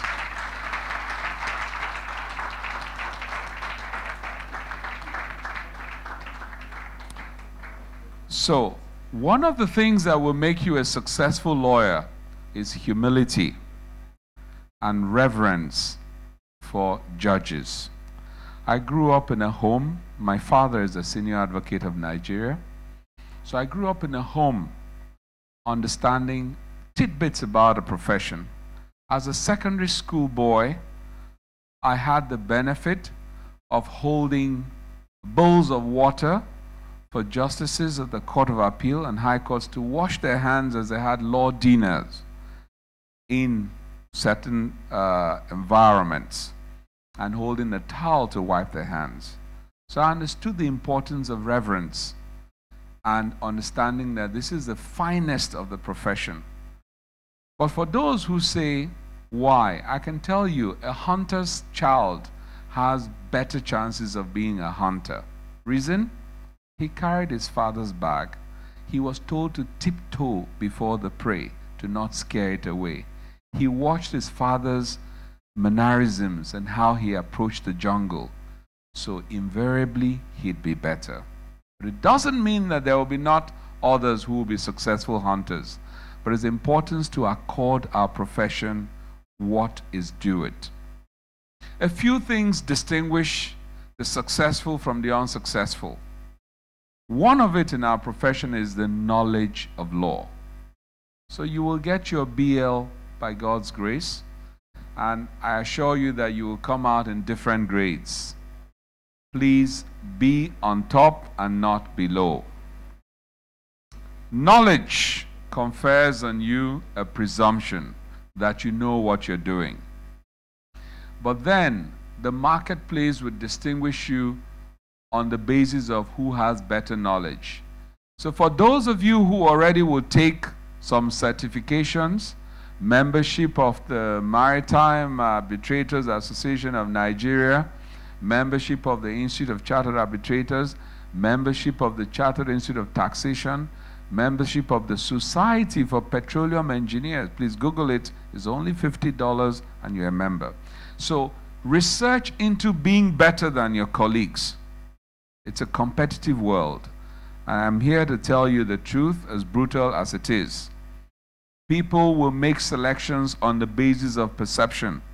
You have heard that it is said to not judge a book by its cover, isn't it? Why is that so? Because it is human to judge a book by its cover. The young lady will judge the young man by his looks, and the young man will judge the lady by her looks, until they go out for a date and they start to understand each other more and decide that the values this person has align with my values. This person is God-fearing. This person is spiritually attuned. This person is a good human being. But on the surface, it will judge you by your cover. Your cover is your knowledge and what you profess. And that's what people will judge you with when you go for that job interview right after law school. But there's a second thing: practice of the law. Now, this profession is grooming you to transit from law graduates to lawyers, and it's a big transition from being a law graduate to becoming a lawyer. Many things will come in, and you'll understand that the principle is excel or fade off. If you don't excel, you will fade off. It takes me to the third thing, which is the business of the law. Many understand the practice, so many don't understand the business. The successful ones are those who understand the business of the law combined with the practice of the law. Now, the business of the law makes you make money, good reputation, good brand, good positioning within your peers and those that you meet. And this comes from learning, from spending some time to learn how that business is conducted. So you will find successful law firms and chambers. You will find good in-house places to work. You'll also find space in the academic world. I speak to you today as someone who operates in two rooms. In the classroom, as a professor and lecturer, in the courtroom, as an SAN and an advocate. What is the difference between these two rooms? These two rooms require almost the same kind of commitment. Commitment to be the best in whatever you do, and through dint of hard work. My Lord Justice Ikbaye has left here, but I was going to say something while she was here. I have received 3 judgments in my favor before her, 2 against us before her, for which we've appealed against. And she doesn't know me. Only this evening did we see, and I introduced myself. So she was indeed blind, didn't know who she was giving the ruling to. As the Lady Justice signal and symbol shows, she held the scales evenly and listened to substance of argument, listened to the issues, and reached her decision. And that is what has made her a person of excellence. As Africans, we do not celebrate our birthdays before the dates. But I can tell you, she's someone we should celebrate before someone finds the courage to sign a document that puts her where she ought to be and where she's been elevated to be. Can we applaud her in her absence? The best compliment anyone will make of you is that which is made in your absence. And that is true. Now, what do you do right after law school? I'll tell you my story. For those who have the benefit, Pastor, I paid you a compliment in your absence to say that what you're doing for our colleagues to be here is golden, because you cannot price it, you cannot buy it. You can't even pay tuition to get this panel here before you. And so what is done for you is to give you a good compass from people who will speak out of experience. right after law school, not knowing what I was going to do, and don't be sad if you don't know what you want to do. You only need to determine that at each point, you should make the best of that moment. Be the best you can today, March. Because if you don't, that moment goes away forever. Any day wasted never comes back again. So I started out serving in a finance company in the in-house department. I tried to be a good legal officer. I tried to work hard as a youth corper. And after then, I went into practice. And then a lot of people told me, oh, being inside the legal department of a bank or working in a bank was much better because you could only get in there if you were competitive. So out of the curiosity, I went. I did my interviews and I passed and I felt good. I was tops. So I worked in a bank. In the early 90s, my salary was 46,500 naira. It was a lot of money in the early 90s. I left the bank and went into a law firm. I remember my salary because we were 3 of us sitting next to each other. The one who was next to me earned 9,500 naira. And the most senior then earned 9,750, Mrs. Fawahimi. And I earned 9,250. There had to be a pecking order. There's order in heaven, and there has to be order on earth. A lot of people wondered why I left 46,500 to earn 9,250. It's indicative of A, his father has a lot of money. B, he has something to depend on. C, he's a lunatic. Okay, so let me reverse it. Father didn't have a lot of money. B, didn't have much to rely on. C, as you can see me, I'm not a lunatic. I was concerned about what would make me happy on the long term. And so I knew that life functions on one basic principle. You can write it down. It's called deferred gratification. Deferred gratification is what tells us that there's a better life in eternity. And we must deny ourselves here on earth, take up what? The cross, and focus on the future. If you want to live well in old age, you've got to deny yourself now, save some money, make some investments, defer your gratification to the future. It's no different from our profession. Those who choose to defer their joys and invest in the profession get a better promise at the end of, or towards the end of their career. At some point, they enjoy it better. Now, so I did that, and I switched back to a law firm, and I worked. And what is my message to you at this point? When you leave the law school, 3 things. You may decide that you want to work in-house somewhere. You may decide that you want to go into practice. You may also decide on your own that you want to go into academia. But I'll tell you something. Nobody will hire somebody who hasn't got basic knowledge. So why are we professionals? Ours is an apprenticeship model. That is what makes you a professional. That you have a code of conduct, you have some knowledge, but more importantly, you operate in a pyramid. At the base of that pyramid is the apprentice. At the middle point of that is a journeyman, and at the topmost is a craftsman. I'll explain briefly. Some of the professions that you may not respect, what? 1, carpentry. Does anybody disrespect carpenters here? What was our Lord's profession?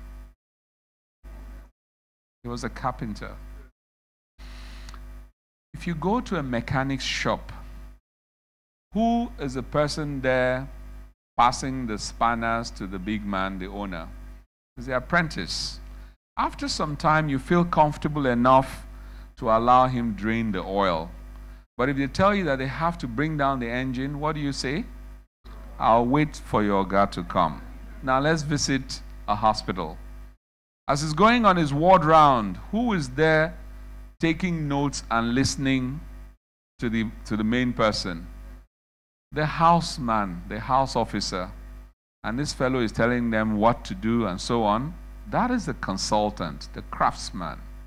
And after some time, you feel comfortable enough to allow him treat you for malaria, common cold, headache. But if they tell you they have to cut the tummy open, what do you request for?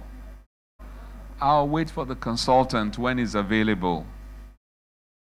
And this tells you that that is the journey. So the journeyman spends time, learns, finally becomes the consultant. My dear brothers and sisters, it is not different in our profession. That green wig is the apprentice. And over time, he becomes a senior associate, the journeyman. And ultimately, someday, he makes partner, or he becomes an MD somewhere, or he's elevated to the bench, having fulfilled some requirements, but he has to go through that journey. Why have I said this? My advice, and you might say I'm biased as an SAN, is that you should start out your journey in a law office. Don't be anything but a general practitioner. That is the same thing in medicine, in dentistry. You start out as a GP and you learn everything. With time, you start deciding what you would like to be. So no doctor starts out as an O&G specialist. He's a GP. And then again, problems do not come in practice units. A client will come and tell you someone broke into his office, one of his staff took his file, gave it to someone, and that person used it, and now there's a fight broke out and injured one of his staff. How many practice areas are we talking about? Labor issues?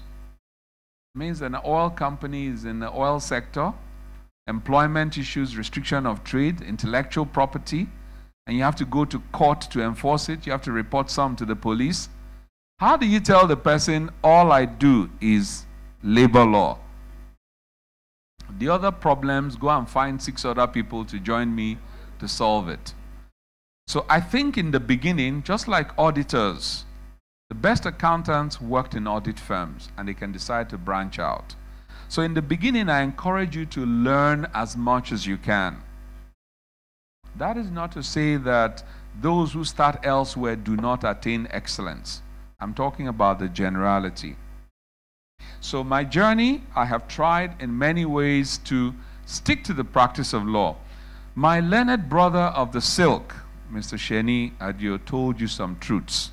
He and I fought so many times, but we fought the way that the rules of professional conduct for legal practitioners prescribed. We never traded our integrity.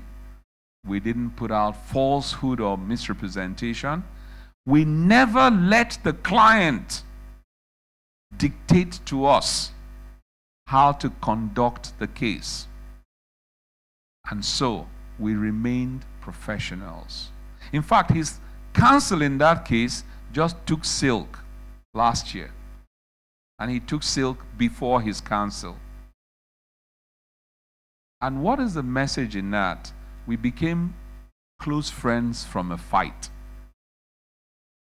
Yes, we fight for a living, but we do not dip ourselves into it, dishonor ourselves, and lose our integrity.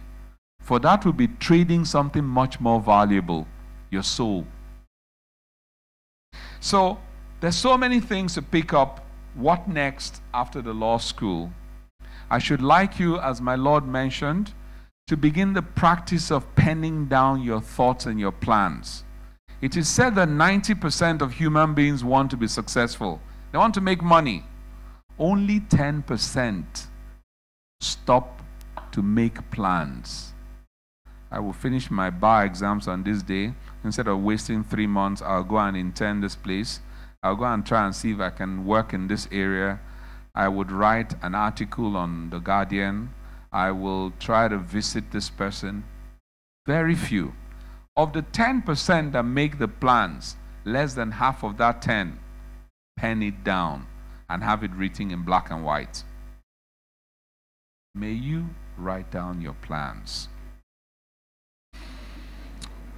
When you want to do a master's in a school out of Nigeria, one of the things they ask you to write down is what? Your personal statement. They want to know your thought line, your vision, your focus, what you want to do. No one can do that for you. Your parents' jobs and the love they can show to you ends at the tuition they pay. And maybe some prayers for you not to fall into bad hands. And prayers that you do not take peer group pressure that is negative. But you have to sit down and take ownership of your plan. You should even have a plan so that you know what you're praying to God for and asking for. You have to ask right.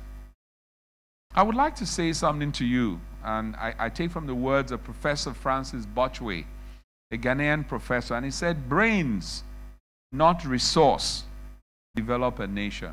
Brains, not resource, develop a nation. Being a successful lawyer entails being the best in whatever you have chosen to be. There is no room for just managing. There's no room for surviving. If you were of that frame of mind, take today as a special day, as a day that you must delete that thought line and have a new mindset that this evening has been done on a purpose to get you on a new path.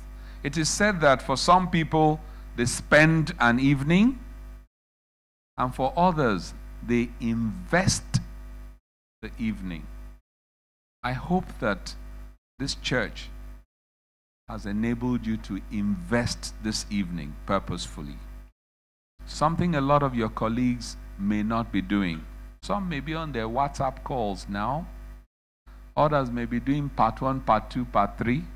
And what is said at the end, to God be the glory. You know what I'm talking about?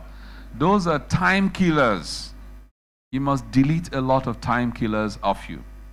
So I say to you as my colleagues in equity, when others sit, and this is something I said at the 50th anniversary of the Nigerian Law School. I was privileged to be the guest lecturer 2013. When others sit, you must stand. When others stand, you must stand out. Deliberate effort. When others then stand out, you must be outstanding. And if they manage to compete and join you and become outstanding, then you must be the standard. You must always tell yourself that you will work on harder to the next point. So, what do you think I'm doing now? I am studying the philosophy of religion at Oxford University. Why am I doing so? You must never arrive, unquote. You must never say, I have arrived. It's tempting to say, I have arrived. We were in Ikenne yesterday, the birthplace of one of the greatest men in Nigeria, the late Chief Obafemi Awolowo. He's a senior advocate of Nigeria. He took silk and retired December of the year he took silk. And when he was asked, why have you retired? This is when to make money from it. He said, and rightfully so, there is nothing left for me to be as a lawyer. I must now devote my time to serve my people. And he reinforced his time in politics. Serve his people he did. He educated his people and created the basis for the educational advantage that the southwestern region of Nigeria has. It was not an accident. It didn't fall from the sky. It was deliberate action. So you must never say, I've arrived. And again, let me tell you, once you're in a plane, going to Abuja, for instance, there's a time the pilot brags. He says, ladies and gentlemen, this is Captain X from the flight deck. We're now 32,000, cruising at 32,000 feet above sea level. Thunders, light thunderstorms, the weather's bright, nothing to worry about. Just sit back, relax, and enjoy. What happens a few minutes afterwards? If you notice, the aircraft is always this way, and after that announcement, the aircraft starts making its descent towards Abuja. Those who brag about having attained a height and they have arrived sooner start declining. One lesson is never say you've arrived. There's always something higher that you can add onto yourself, because knowledge is ongoing. I'm mindful of time, so I will urge you to do a few things. Be thankful to this parish, to this church. Be thankful to your pastor. Be thankful to my Lord, the Honorable Justice Obaseki Adejumo, for the time they've put to make this evening possible for you. Be thankful to God Almighty that you are alive today. One intern came from law school last year. Interned with us, he was an extern, did very well. We made him an offer, and he passed on before taking on the offer. And he worked very hard. May his soul rest in peace. Be thankful to God Almighty that you see today. Be thankful to your teachers for the foundation they lay on you. In my inaugural lecture as a professor, I thanked all my teachers from nursery school, through primary school, through secondary school. I knew who taught me physics, chemistry, biology. I was a science student, and I took maths, chemistry, and physics in JAMB, because law was English and any 3 subjects. I could remember all of them. And those who taught me in the university, in my LLM, in my MBA, in my PhD, there were 96 of them in all that contributed to making me who I am. Be thankful to all your teachers, because they make you who you are. Be thankful to your pastor, I said, for this opportunity. Be thankful to the benchers who may, if they please, and find you worthy in what? Character and learning, and deem you a fit and proper person to call you to the bar. Ours is a respectful profession. We do not exhibit rebellion on the day you're being called to bar. Be properly robed. Be thankful to your seniors. You will meet them, and there's a pecking order. Like I said, there's order in heaven, and there will always be order on earth. And that is why you see the reverence we have.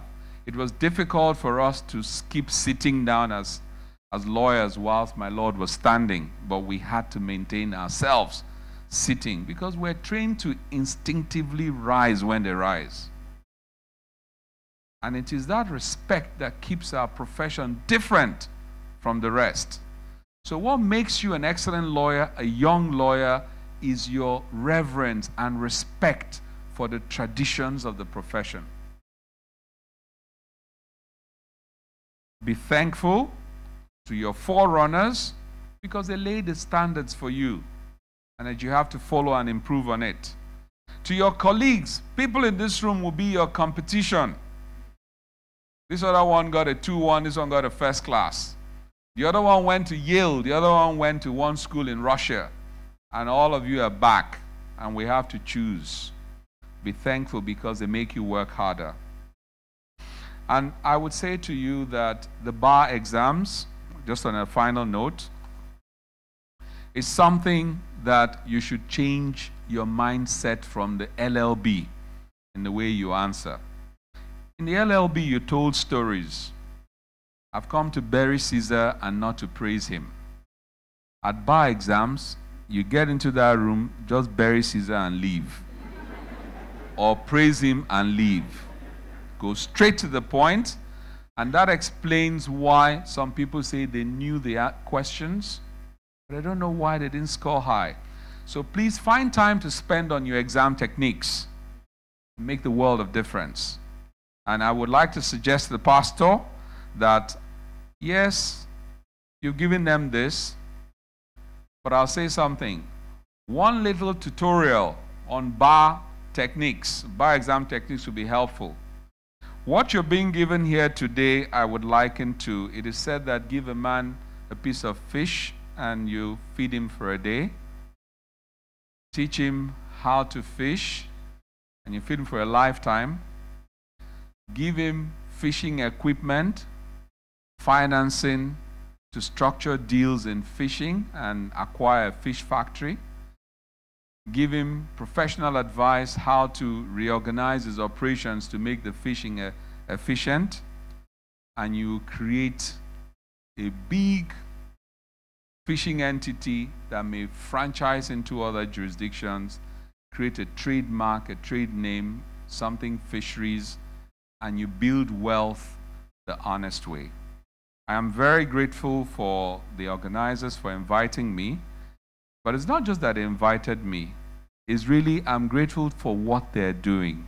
And I take the words of Reverend Father Keller, who said, and it reminds me of what they've done for you this evening. He said, a candle loses nothing by lighting another. My Lord, may you light more candles. And my pastor.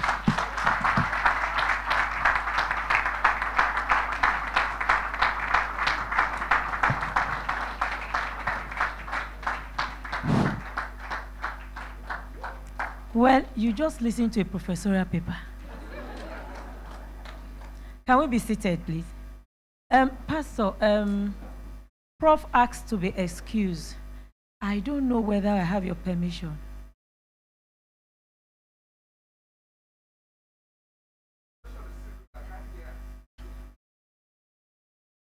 Okay, we'll just take questions for him quickly because he says he has an appointment to keep. We'll just take questions for him. Are the questions ready? I'm sure you were writing as we're going on. Please, so that we can quickly take the next speaker. The next speaker is Mr. Ebuade Gburua. He has asked specially, I don't know whether we should grant it. He said we should not read his citation. And I said the person penned down for this job would cry because she has been rehearsing it. How do I tell her don't read? So it's a difficult thing to do. And I told him we would read some, we won't read all. Is that okay? Are the questions ready, please? How do we get attached to a good law firm since most of them do reject you as a new wig? Don't mind them. The exams they set, they didn't do it. They will set Cambridge just to attach to you. Just to attach to you. And they will say apply on the internet. Just to attach to you. If you want to work, Unko, I don't understand. They are making it difficult. They're making it difficult. Please, Mr. Adio, look into this. They're making it difficult for us. Some of us coming all the way from old Benin Kingdom. How to improve skills on writing. I have heard the law firm where you started your legal profession determines where you end up in your law practice. Please, what do you recommend for aspirants on the bar on making the right decision on which firm to start a legal practice? The taste of the pudding is in the eating.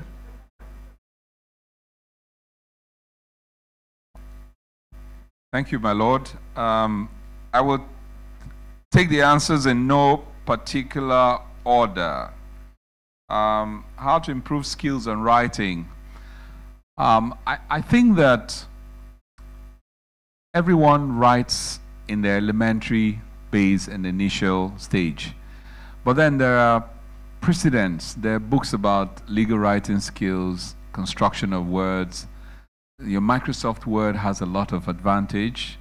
You have grammatical checks, you have spell checks. There's Grammarly.com. You can write it down, Grammarly. As in grammar, then ly.com. Helps you with writing skills, good grammar, good construction of words, and so on. So if you write something on Word, cut it and paste in Grammarly.com, the free version. It would help you make it more refined. And over time, you learn the tricks. And of course, good supervision from your seniors. And if you listen to them, you'll be better in writing. What are the qualifications that stand out an extern? An extern has not much. He has basic degree and has come there to do externship. First thing we'll look at is the book, the cover of the book. How well dressed was this extern? Vanity, but I'm being honest with you. If the extern was dressed irresponsibly, X would find a good, refined answer to give the extern. We're full, whatever it is. If the extern was dressed like a lawyer, there's already a presumption that this person understands so your appearance is also part of it. And of course, that you have the basics. And then I have another question that says, it is one thing to be ambitious and to be diligent in the pursuit of one's goal. It's another thing to have the means to pursue such goal. What would be your advice to a young person who's trying to find his way in this profession, but who doesn't have a strong financial support? Now, the only limits people have in life are those they mentally set for themselves. This is a truism. So, and of course, in terms of pursuing that, you have to have a fairly balanced idea of what you want to do and be practical about it. I am not an irrational optimist. I'm an optimist, but I'm not irrational.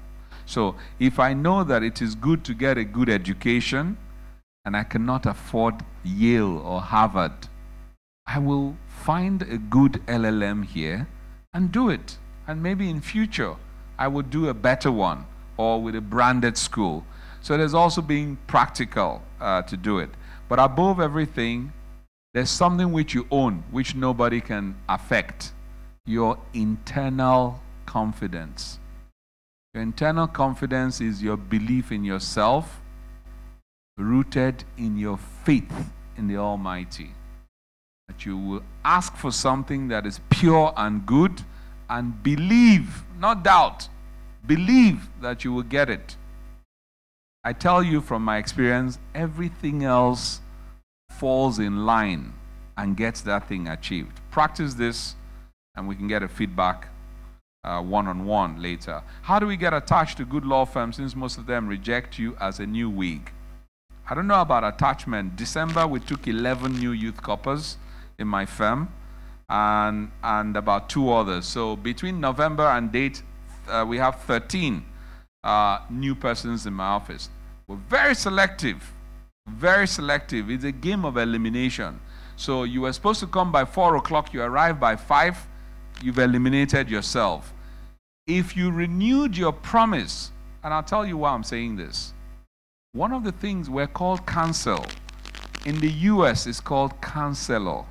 Would you let anyone you do not respect cancel you? No. And the respect is not of age, it's of responsibility. If you were running late for a 4 o'clock interview, you have a phone, somebody called you and gave you that interview time. Call the person, say, I'm running late. Send an SMS, WhatsApp, whatever, say, I'm running late. I think a trailer fell on the bridge. I'll be there by 5. They will respect you as you walk in. So if you walk in by 5, you've made the job easier. We have 50 people. We want only 6. We now have 49 because you arrived late. 2, your presentation. So it's not just being a new wig. We all were new wigs in the beginning. Were we not new wigs? We were new wigs. But you have to start from somewhere. And it is how you present yourself. It is what you become known for. It is how you put it together. Now, I have heard the law firm where you start your legal profession determines where you'll end up in your practice. I wouldn't say it's not mathematical that you start with A and you end up there. It's just that it sort of like helps to give you the basics. You may realize that you're in the wrong place and go to a better firm.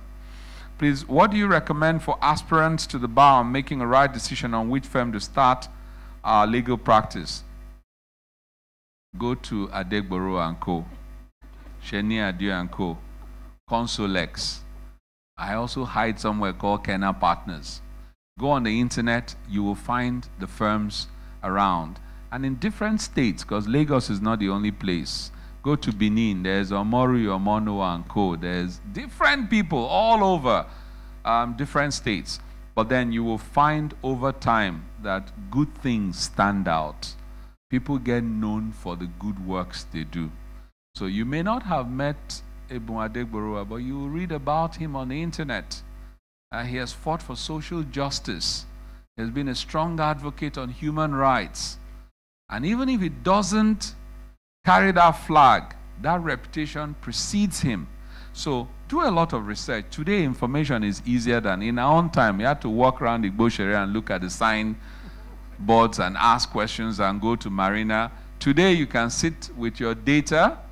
Don't use it up on Instagram. Use it up fruitfully for a search. And I think I've been able to take the questions asked, my Lord. Thank you very much. Thank you very much. Well, while we are getting ready, the plaque, please get the plaque down here. Yes. While we're doing that, talking about pecking order. In my first year as a new lawyer, I served tea. That's your new job, to serve tea. You serve tea to your boss, you serve tea to everybody. You pack the books, you arrange the wig, you help him wear his gown. That's your duty. And then in court, you watch. If he coughs, you pass the hanky. You carry the files. That's your duty. So talking about pecking order, why will you not serve? At times we clean the shoes. Yes, he's your boss. The shoe must shine. Yes. And if the first day you report for work, if you have beard, these days people go around and I just look at them. If you have beards, you go back home. You say, go back to your father's house. Take off those beards. And if you're not here by 7 o'clock, you are out. You don't wear jeans. No. You don't chew gums. Huh? You can't. If your earrings are big, you say, take that dirty thing out of your ear. That's it. If you put a red bow, he says, what is that? Where do you think you are? And that was Kehinde Shofola for you. Where do you think you are? So you learn to pack your hair properly. If your dress is short, you are in trouble. If you take the lift up, because his office was on the 5th floor, if you take the lift up, you will tell him whether your father installed that lift. No! You must learn to be smart. So you run up the stairs and he doesn't use the lift. He must not get there before you. I must be there for 7 a.m. And on Sunday after church, 12, you are there. You may go to the same party and he will come, tell somebody to call you and say, now there's a client this man, you're going to take his statement, draft an affidavit, and I'll come to the office, I'll look at it. Heaven help you if he gets to the office before you. So, pecking order, that's how you start. I learned how to attend 3 weddings in one day. Yes, you go in the morning, you see the bride, you quickly greet everybody, they've seen you. You go back to the office, you clock the time, you run down when they close from church, the next wedding, you greet everybody, they see you, you go back to the office. Then you target the reception for the next one. You run around, and then you come back to the office, and you are there till 6. Have I not attended the wedding? To present the plaque is Pastor Darlington Okoduga.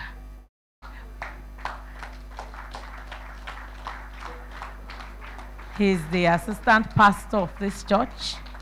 Pastor, I was wondering why you are here because you are not a lawyer. But I know that you are secretly hoping your boys will be the next SAN and judges.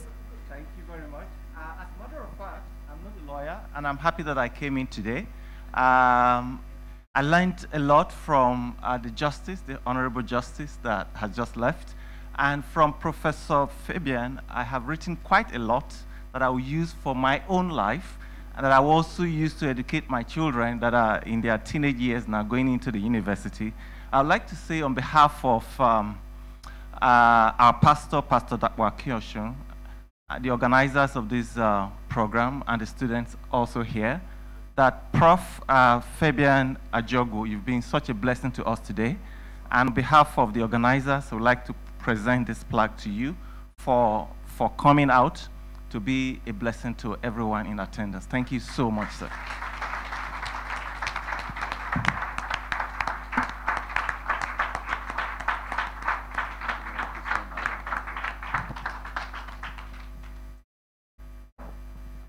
Thank you very much. While Professor takes his leave, we'll be having Mr. Ebun Adegburua to read the citation, the edited citation. Please take the floor. And I hope you remember deferred. I have to Google that thing.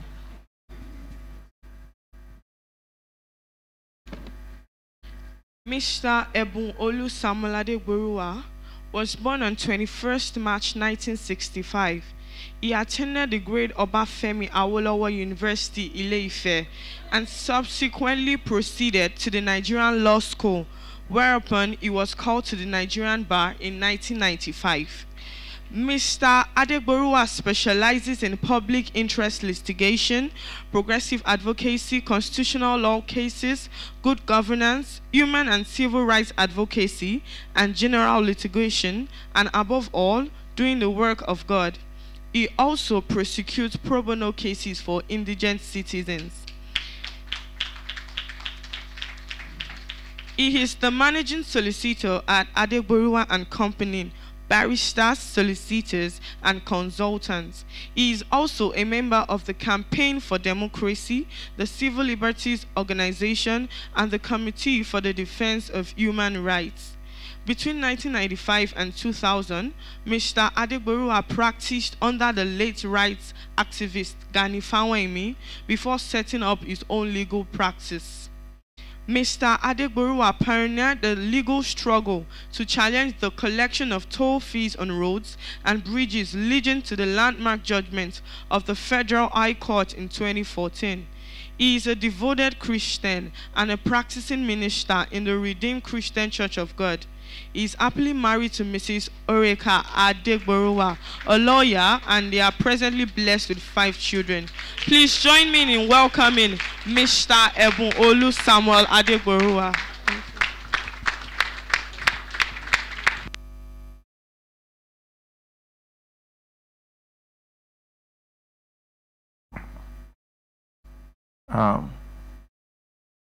I'd like to say thank you to my noble Lord. Please be seated. Thank you. The Honorable Justice Obaseki Adejumo, Justice of the Court of Appeal. My learned seniors, the learned senior advocate of Nigeria, and also my very respected senior who are on the high table, Pastor Dakwa Kiyosho, who is also my learned senior. And also would like to thank you, the assistant pastor, Pastor Okodwa, and my learned friends in equity. I pray that one day you'll be standing here. And you'll be standing tall in the name of Jesus Christ. Now, I was very surprised when my Lord called and said I should be part of this gathering. And when I saw the names of those who were to come and do a presentation, I was wondering why I was called to be here. And having sat down and listened to what the professor has said, what my Lord has said, and the learned SCN and Dr. Omoyebo, I felt that I could just stylishly sneak out of that place and then look for another time when they may not be here so I can talk to you. But I thank the Almighty God, who alone has gotten all of us to wherever we are today. I just want to encourage you as you sit here today. Like my Lord said, the sky is not the limit. There's a problem we're facing in the professions nowadays, and that is the falling standards. In our law firm, processes are sent to us and they remain there for days because I will not allow you to go and file it until I've read it. And finally, when I get to read it, I discover that it's different from what I'm used to, so I have to do it by myself. And that's what goes on. You see that I'm dozing there, so I hardly sleep. So after law school, you start learning all over. I discovered that what they give you and what people are taught in the universities, in the law school, they are totally different from what you meet in the law courts. Totally different.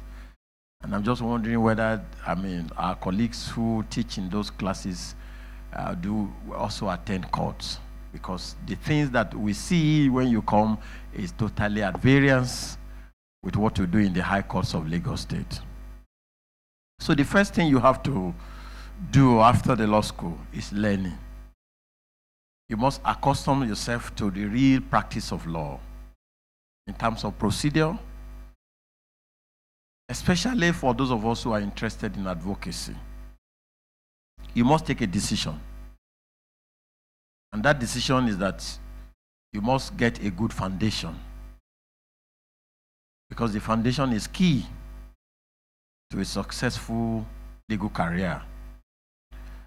And that foundation involves a lot of things. But the most important one amongst which is that there's a book they gave us in the law school called Learning the Law. But now, when you become a lawyer, it becomes Finding the Law.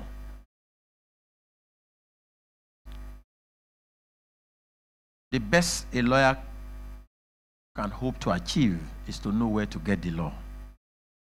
Because there's no way you can master all the aspects of legal practice at a go. But that if you have a particular challenge, you know where to go to conduct research and to get results. So you take a decision to build the foundation. Don't be in a hurry. When I graduated from the law school, I just fell in love with typists. It was manual typewriter in those days. So I told my uncle I want to go to typing school. And he was just looking at me. After all these years, we have invested so much on you. Just give me 6 months to go to a typing school. I'm just amazed at the way people type and they don't look at it. It just to be able to type. So I had to go to a typing school, and then there was an old man. He would hold a ruler. Once you are making a mistake, he's knocking your hands, your fingers. And that eventually paid off. Because I can just lock myself in my office. Within one night, I finished 5 briefs. Because I can now type over 120 words in 1 second. I'm just there, just running. It's difficult for any secretary to catch up. So I don't use a secretary.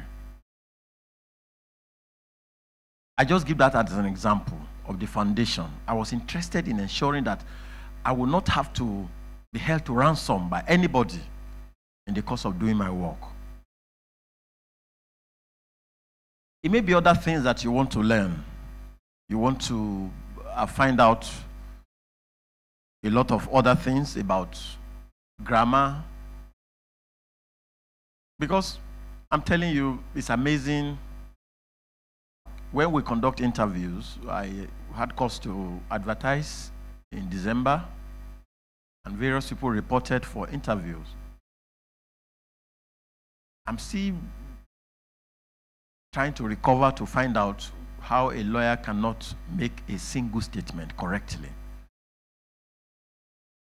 We know where to put the nouns, where to put the pronouns, the past tense, the present tense, the basic things. You must find out. Because it will be bad. If after you have struggled so hard, become a judge, become a senior advocate, and then people are picking holes. So it's easier for people to pardon you now because you are new. And this is the time to take that decision. So invest in your career. Invest in your career. In leaving the law school, somebody was asking, how do we know where to go to? How do you know the law firm to go to? Seek the face of God. The Bible says, your ears will hear a voice behind you. This is the way to go. Walk ye in it. So I made up my mind I was going to practice law with Chief Ganifawemi. And I visited that office 22 times for interview. And in those times, I hardly would see him. He has a big library where he has perfected all manner of books. And so I'll stay there from morning to evening. All those who are coming in, all those who are going out, I'll just see the man storming up and down, just moving. But I'll wait there and they'll close. And they'll ask me to come back tomorrow.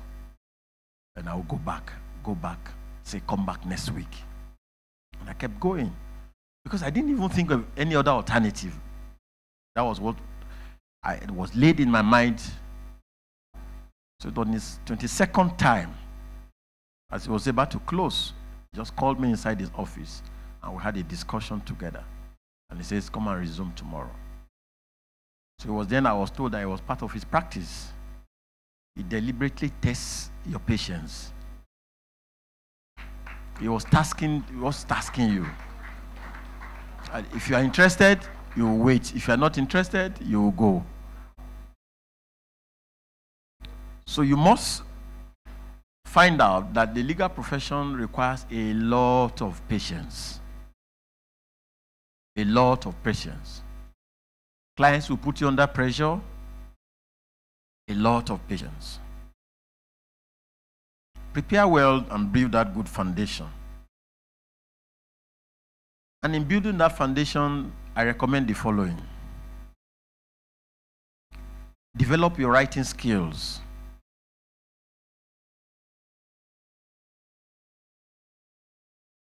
The legal profession is gradually moving away from advocacy.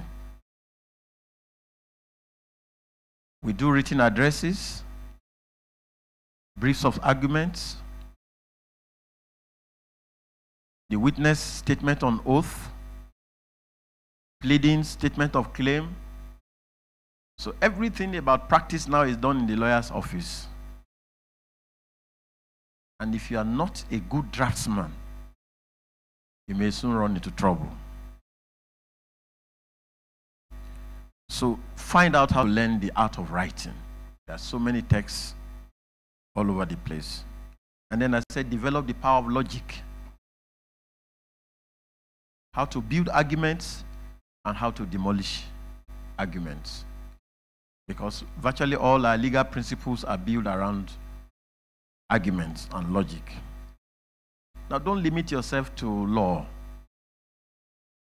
Before I became seriously committed in ministry, I'd read virtually all novels written by James Hadley Chase. Mills and Bones, Shakespeare. And it's just because when you finally file your written address, your colleague will read it, the judge will read it. If a judge has read a well-articulated address, she will know. Your colleague too will know. So you must find out how to read secular, then read biographies of very outstanding and famous people. Nelson Mandela, Mahatma Gandhi. Find out what happened to these people so that you can learn. And I'm just trying to summarize because of our time. Whether you want to go into corporate practice, you want to join an establishment, I recommend minimum 2 years pupillage for every lawyer.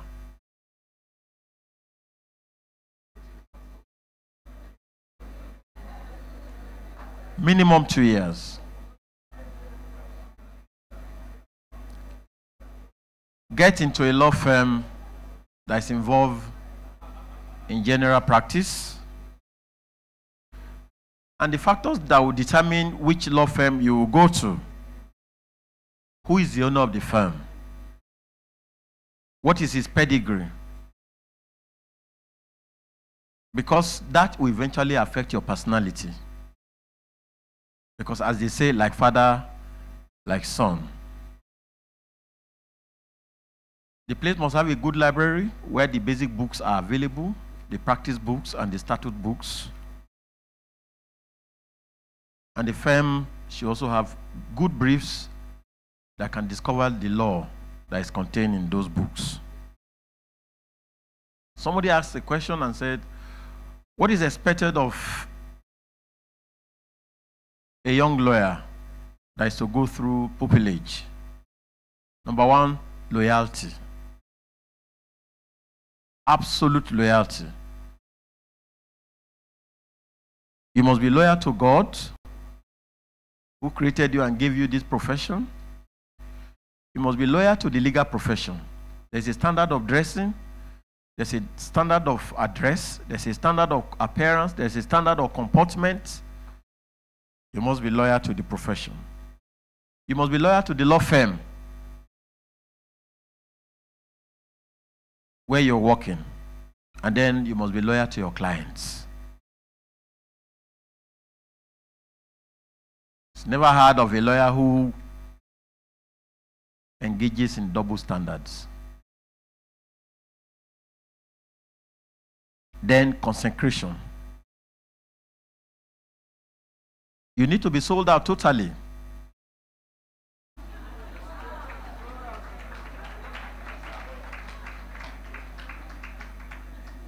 Avoid distractions. Relationships, religion, which is not the same thing as serving God. Social media, and things that may distract you. So my uncle called me and said, we want you to concentrate on learning law. So he called a meeting of all our family and said, leave this man alone. Don't ask for money. Don't put him under pressure. The little money they give him, 4,000 naira salary, allow him. Let him focus. So he begged my people. And then called me by himself. Said, if the money they are paying you is not enough, I will add to it. Please find out how to be a good lawyer where you are. And then, of course, diligence. Nothing works like hard work. You can hardly find any lawyer who sleeps through the night. Very rare. It's not possible. By 2 a.m., 3 a.m., you are up. Weighing the arguments, the pros and cons.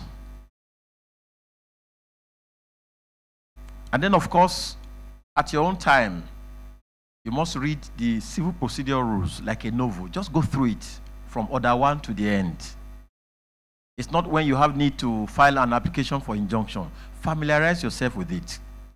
The Evidence Act, the Legal Practitioners Act, the Rules of Professional Conduct, read them like novels.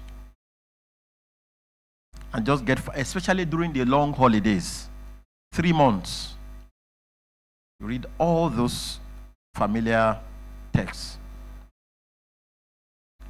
Now, Chief RME told me one day a story that was narrated by Alhaji Lateef Jakonde. And he said, if you want a job done, give it to a busy man. Don't look for somebody who is free. The reason why he's free is that he's not doing anything. The reason why the person is busy is because he's doing something. So in that schedule of his that kept him doing something, he will do your own. If you want a job done, give it to a busy man. So because I kept complaining to him, there are many lawyers in the office. Go and do this, go and do this, go and do this. So he called me. So let me tell you a story. And then, of course, integrity. It is the main pillar of the legal profession. The Bible says, the word of our Lord, they are in him, yea and amen. Your clients must trust you. For somebody to call you to say, help me prepare a will of how my life will be administered when I am dead, and he has not told his wife, he has not told his children, and he brought all his investments, his account, his money, and handed over every detail to you. The profession requires that you must fear God.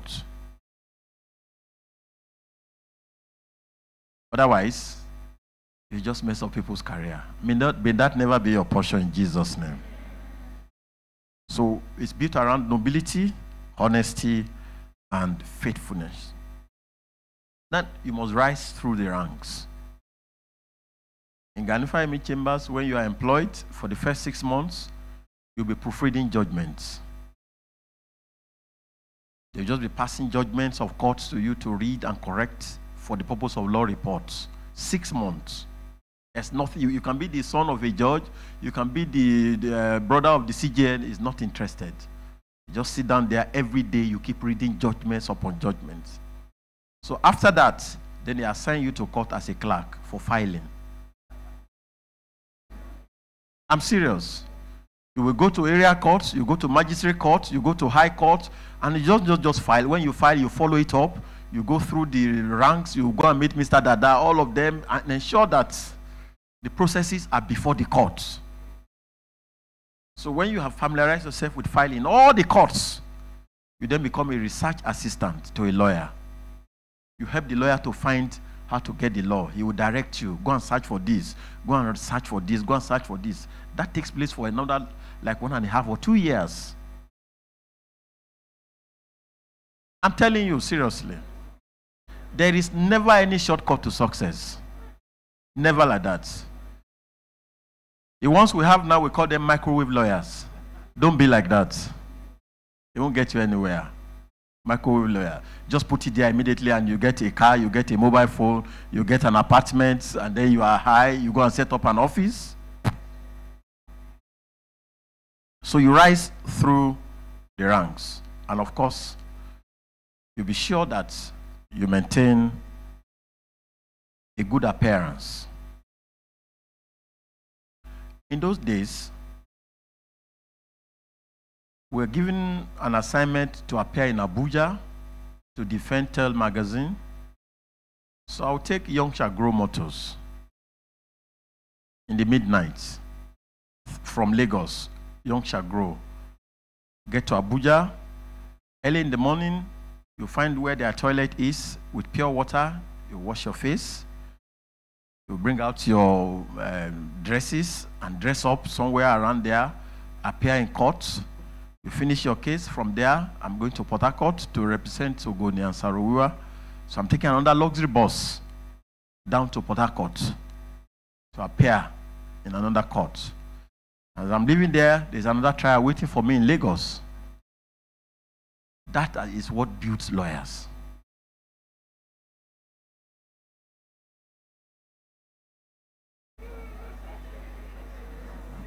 Don't be scared, though.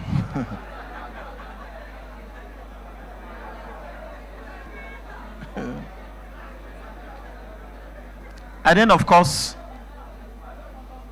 working with Chief Ganifa means that you have no holiday. So suddenly, on the morning of Christmas, the driver will come and knock your door and say, Chief wants to see you. And you'll be there for the whole day. He does not observe public holidays. So when the federal government declares Eid al-Maulud, Easter holiday, you are just wasting your time. We are in the office 24 hours. And it's a lovely thing to be married to the carrier. So finally, my family came and said, look, you are getting old. So I said, what will happen? He said, well, you have to marry. I said, well, where's the wife?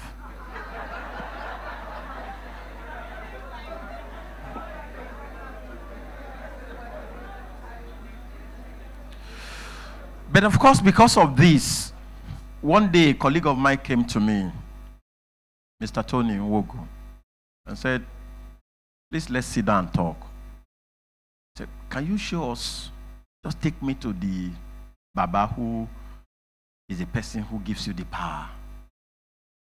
Because we know that what is happening in this office, it cannot be ordinary. Because Chief will just suddenly come to your table and smash the telephone there. He will meet you reading the Bible and pray in his office and tear the Bible. He doesn't respect laziness and idleness. He doesn't. He respects your religion, he respects your faith, but don't come and practice it in his office. So after I had that discussion with my colleague, I got home. And I discovered that in the legal profession, you need a backup. There are people who go inside court to argue, and they develop stroke. I'm serious. There are principalities and powers.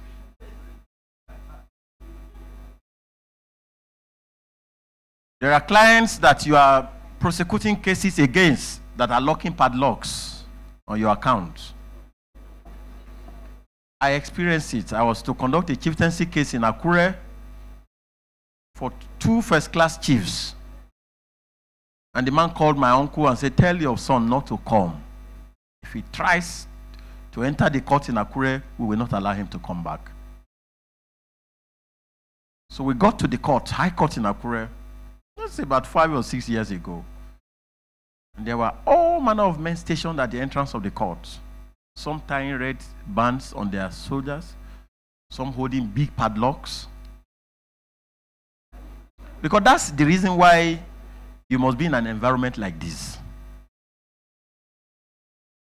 He that is in us is greater than he that is in the world. So immediately I noticed that something was going on in the court. I didn't say anything. I entered. And as soon as the judge came in, I stood up before she started calling her case. And I said, my Lord, there's a problem in the court premises. I'm sorry to disturb your proceedings, but there's some drama going on here. He said, what is it? I said, well, there are some strangers around. Because the only thing that can drive away darkness is light. He said, what do you say, Mr. Deborah? I said, well, there are people here who call themselves Babalawos, and they are at the entrance of your office. My office? Yes. They asked the orderly to go and get them. As the orderly was going out, I guess they already knew what was going on. Some of them were scampering, but we were able to get 2 of them. And that was the end of that drama. We won the case. The man eventually called me and said, if whatever power you have, please continue with it. He eventually lost the stool. About 5 months ago, he sent me a text message. First class Oba. If I mention his name, you will know him. I said I should please send 50,000 naira to his account.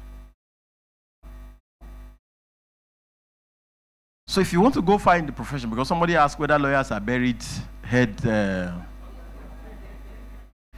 days of secret society are gone forever. In the legal profession, the days of occultism, of medicine, of black power, they are gone forever. It used to be popular in those days when they started the profession, but now we are children of light, and we are advocates for Jesus Christ.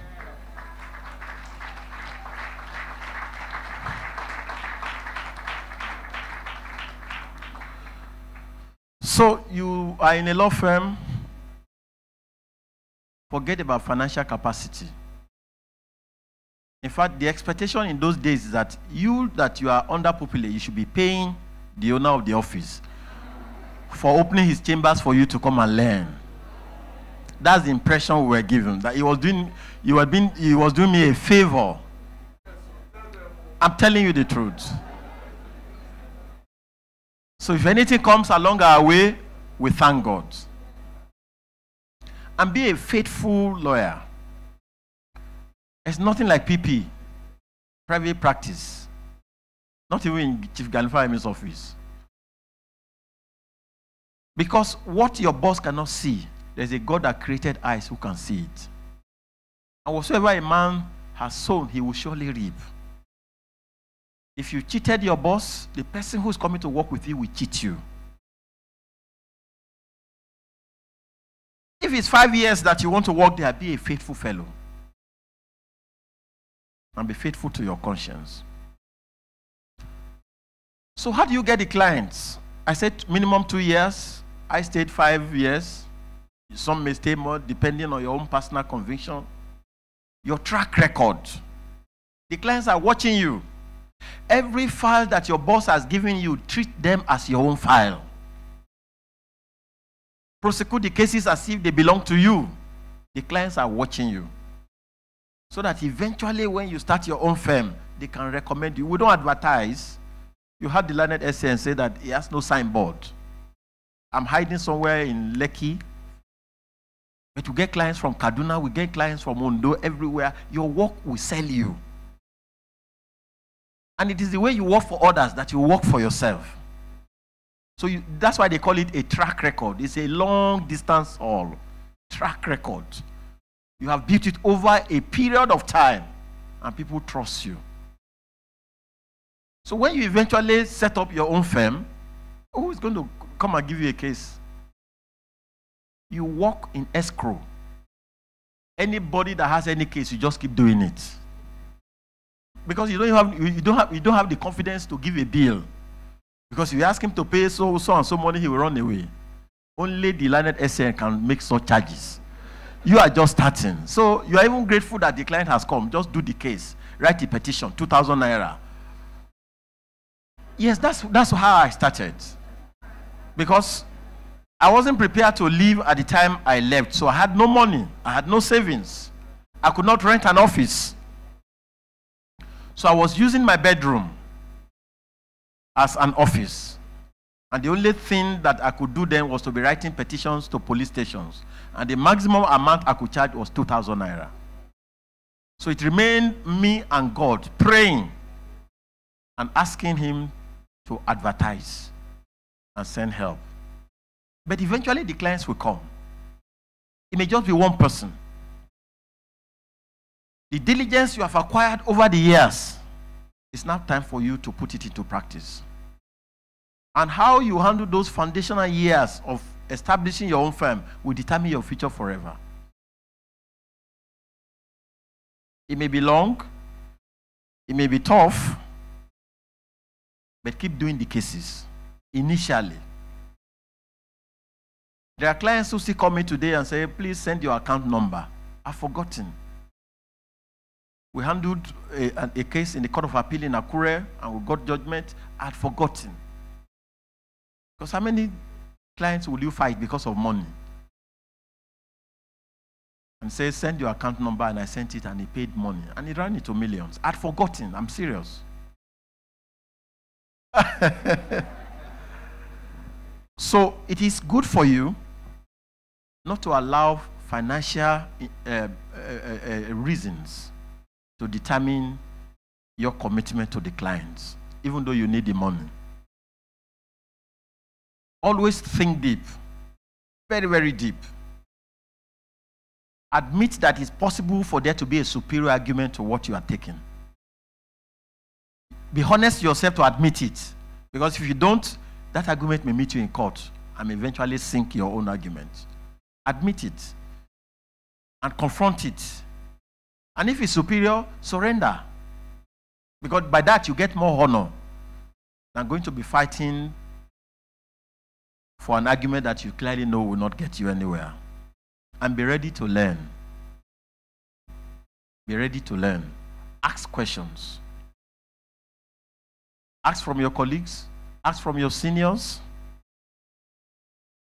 Those registrars in the high courts, They are like senior advocates.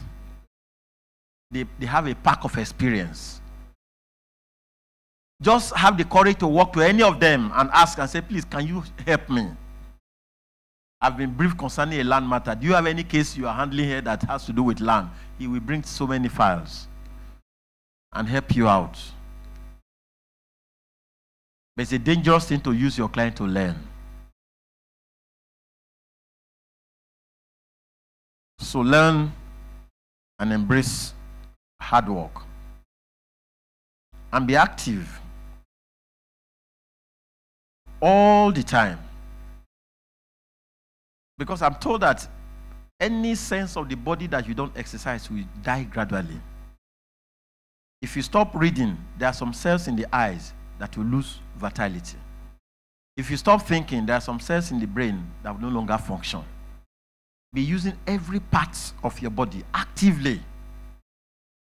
And for things that increase your mental capacity, because legal work has to do with the brain. Play Scrabble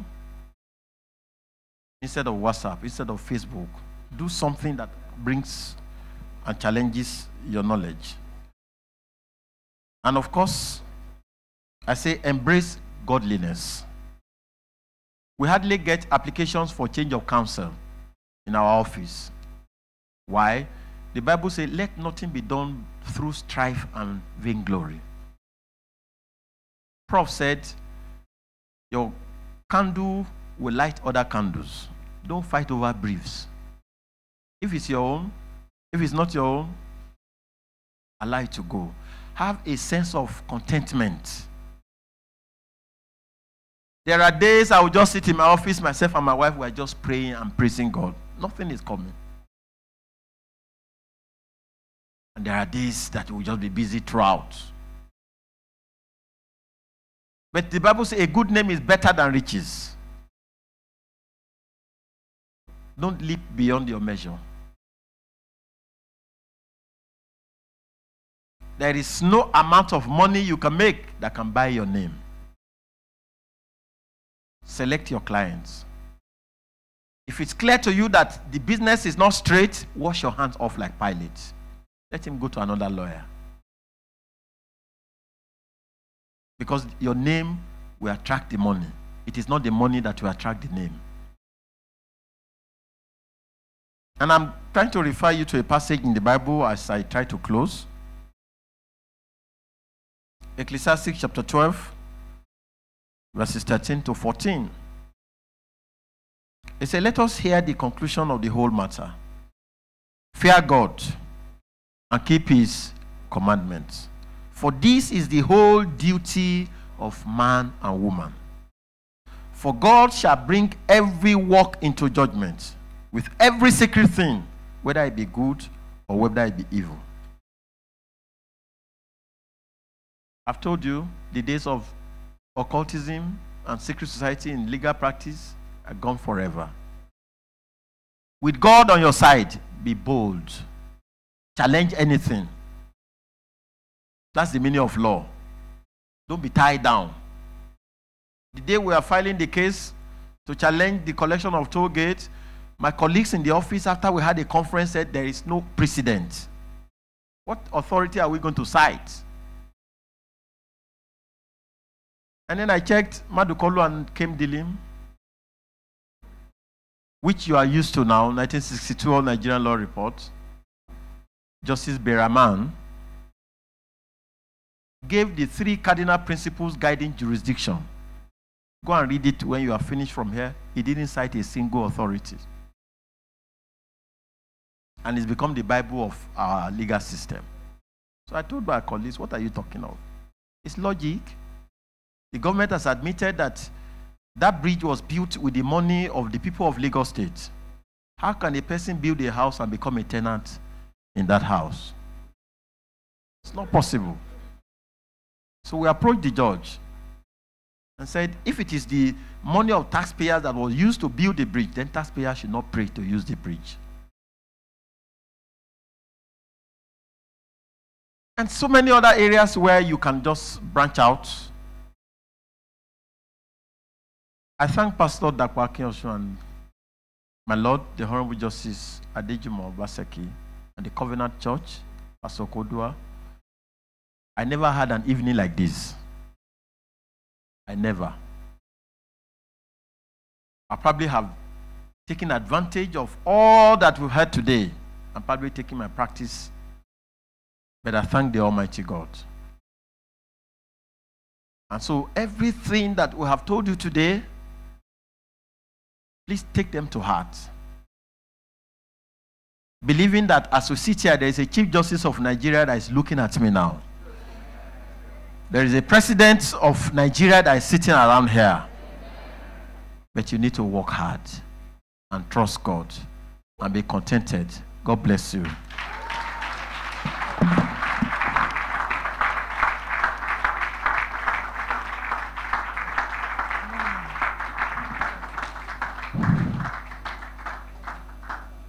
Another round of applause, please.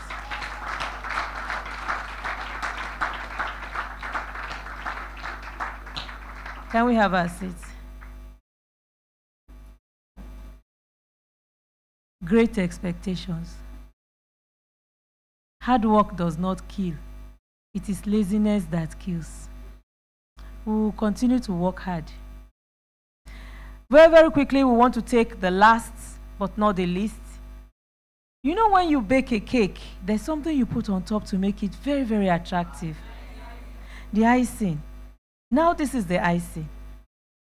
And with great pleasure, I call my friend, my sister.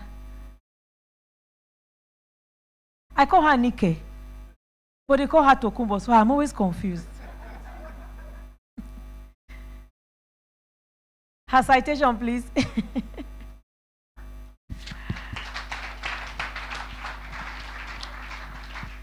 The citation of Mrs. Tokumbo Ajayi. Mrs. Tokumbo Ajayi was born over 50 years ago in London, the United Kingdom, and qualified as a barrister and solicitor of the Supreme Court of Nigeria in 1986 after a Bachelor of Laws degree from University of Ife in 1985, as it then was. She is a seasoned professional and a seasoned trustee with over 28 years of experience in trusteeship and corporate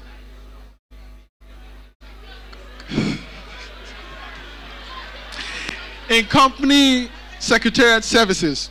Prior to joining the UBA group in 1989, she was in legal practice, private legal practice with her father in the law firm J. Kayode Ajayi. After serving her compulsory one-year national youth service in the law department of Shell Petroleum Development Company Limited. To demonstrate her passion for the less privileged, Mrs. Tokumbo Ajayi volunteered her services to the Family Law Clinic in Lagos. This is a legal aid clinic that was under the auspices of the Nigerian Institute of Advanced Legal Studies in the mid-80s and under the funding or through the funding of the Ford Foundation. Gentlemen, Mrs. Tokumbo Ajayi also took up other responsibilities and served as an external examiner for the Nigerian Law School, Victoria Island, Lagos, and also the Institute of Chartered Accountants of Nigeria. She was a student assistant at the 6th Commonwealth Law Conference, which held in Lagos, Nigeria from 17th to 23rd of August 1980. She was also an official at the 5th Regional African Congress, which held in Abuja of Nigeria from the 23rd to the 26th of October 1991. Gentlemen, I should not fail to say that Mrs. Tokumbo Ajayi now heads the United Capital Trustees Limited, a wholly owned subsidiary of United Capital PLC. This is a company with over 5 decades of experience in trust services and a distinguished track record in public, private, and corporate trust services. Ladies and gentlemen, or gentlemen and gentlemen in skirts, I present to you our guest speaker, Mrs. Tokumbo Ajayi. Thank you.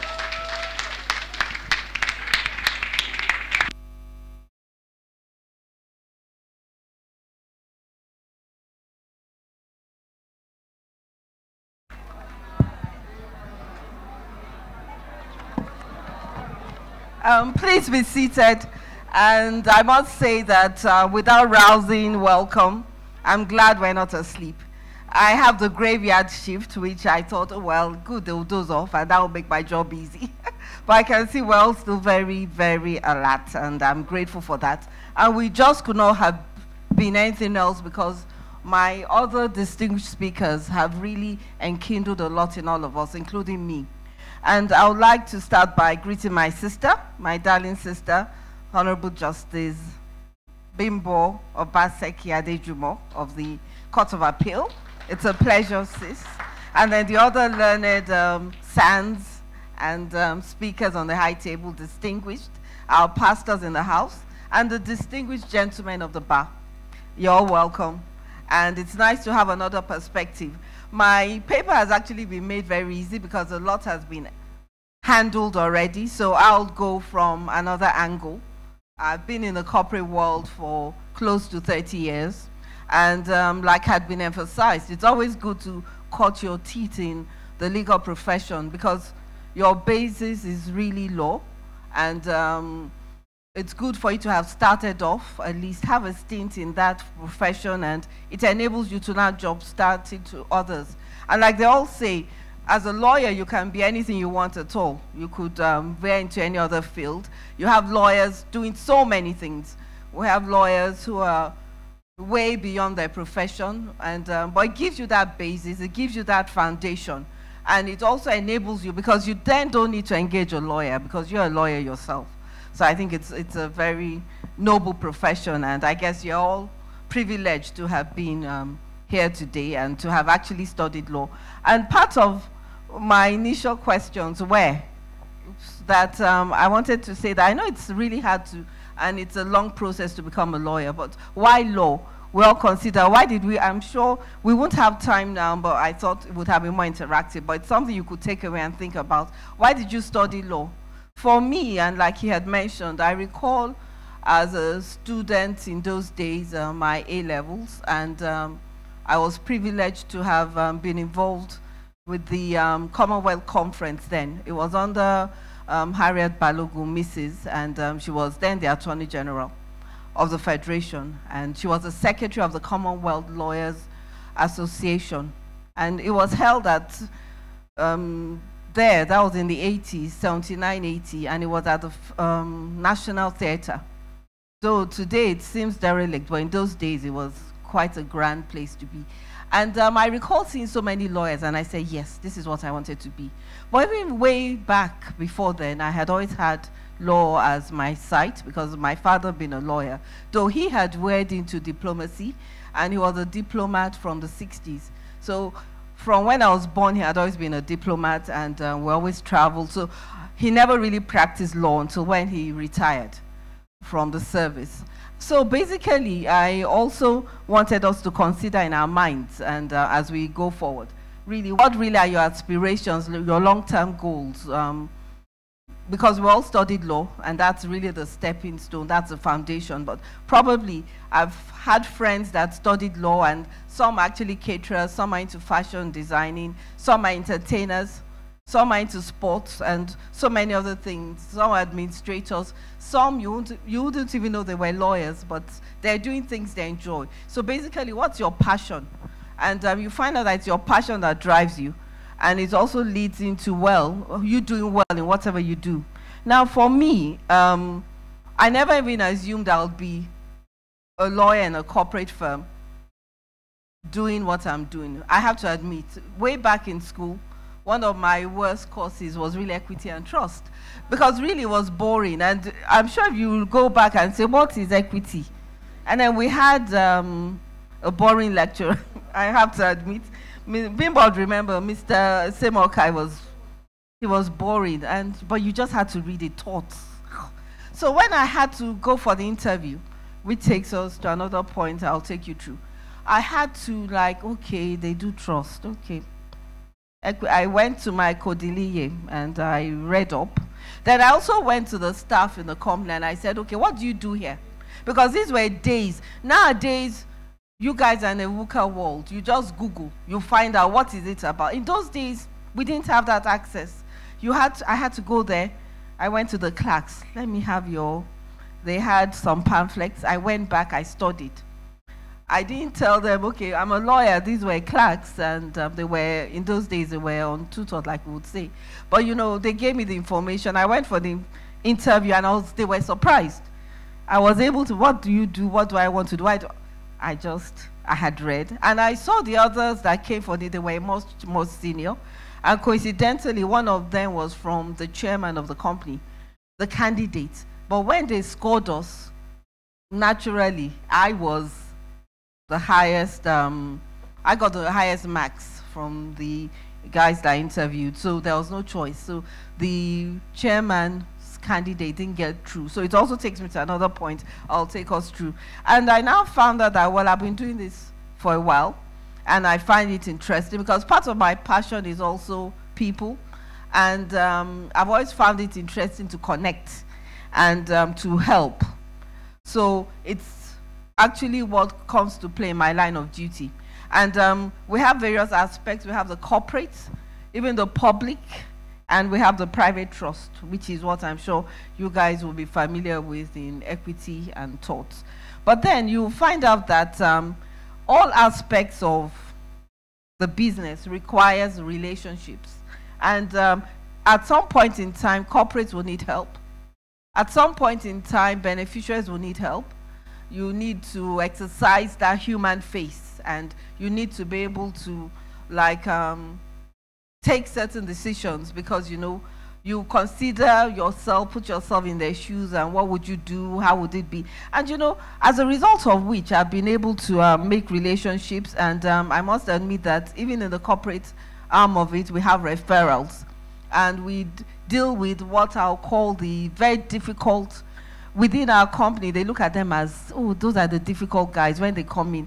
I know I could say it here, but you'd also meet it when you come out. We, in the banking sector, believe Asian community, the Indians are very, I would say, I wouldn't use the word smart, but, you know, there's a lack of trust. A couple have been dubious over the years. We have, like, the Swanese. We have a couple of others that we've had the experience whereby they come in, they kind of fleece the banks, the same security, they don't follow terms. So banks get wary when they, oh, are they Indians? Have they, what do they want to do? You have to check the documents right. Are they giving you the right title document? Are you sure they didn't do this? So there has been so many instances whereby, but you still find out that we've been able to manage, and then they still give us referral businesses compared to our competitors.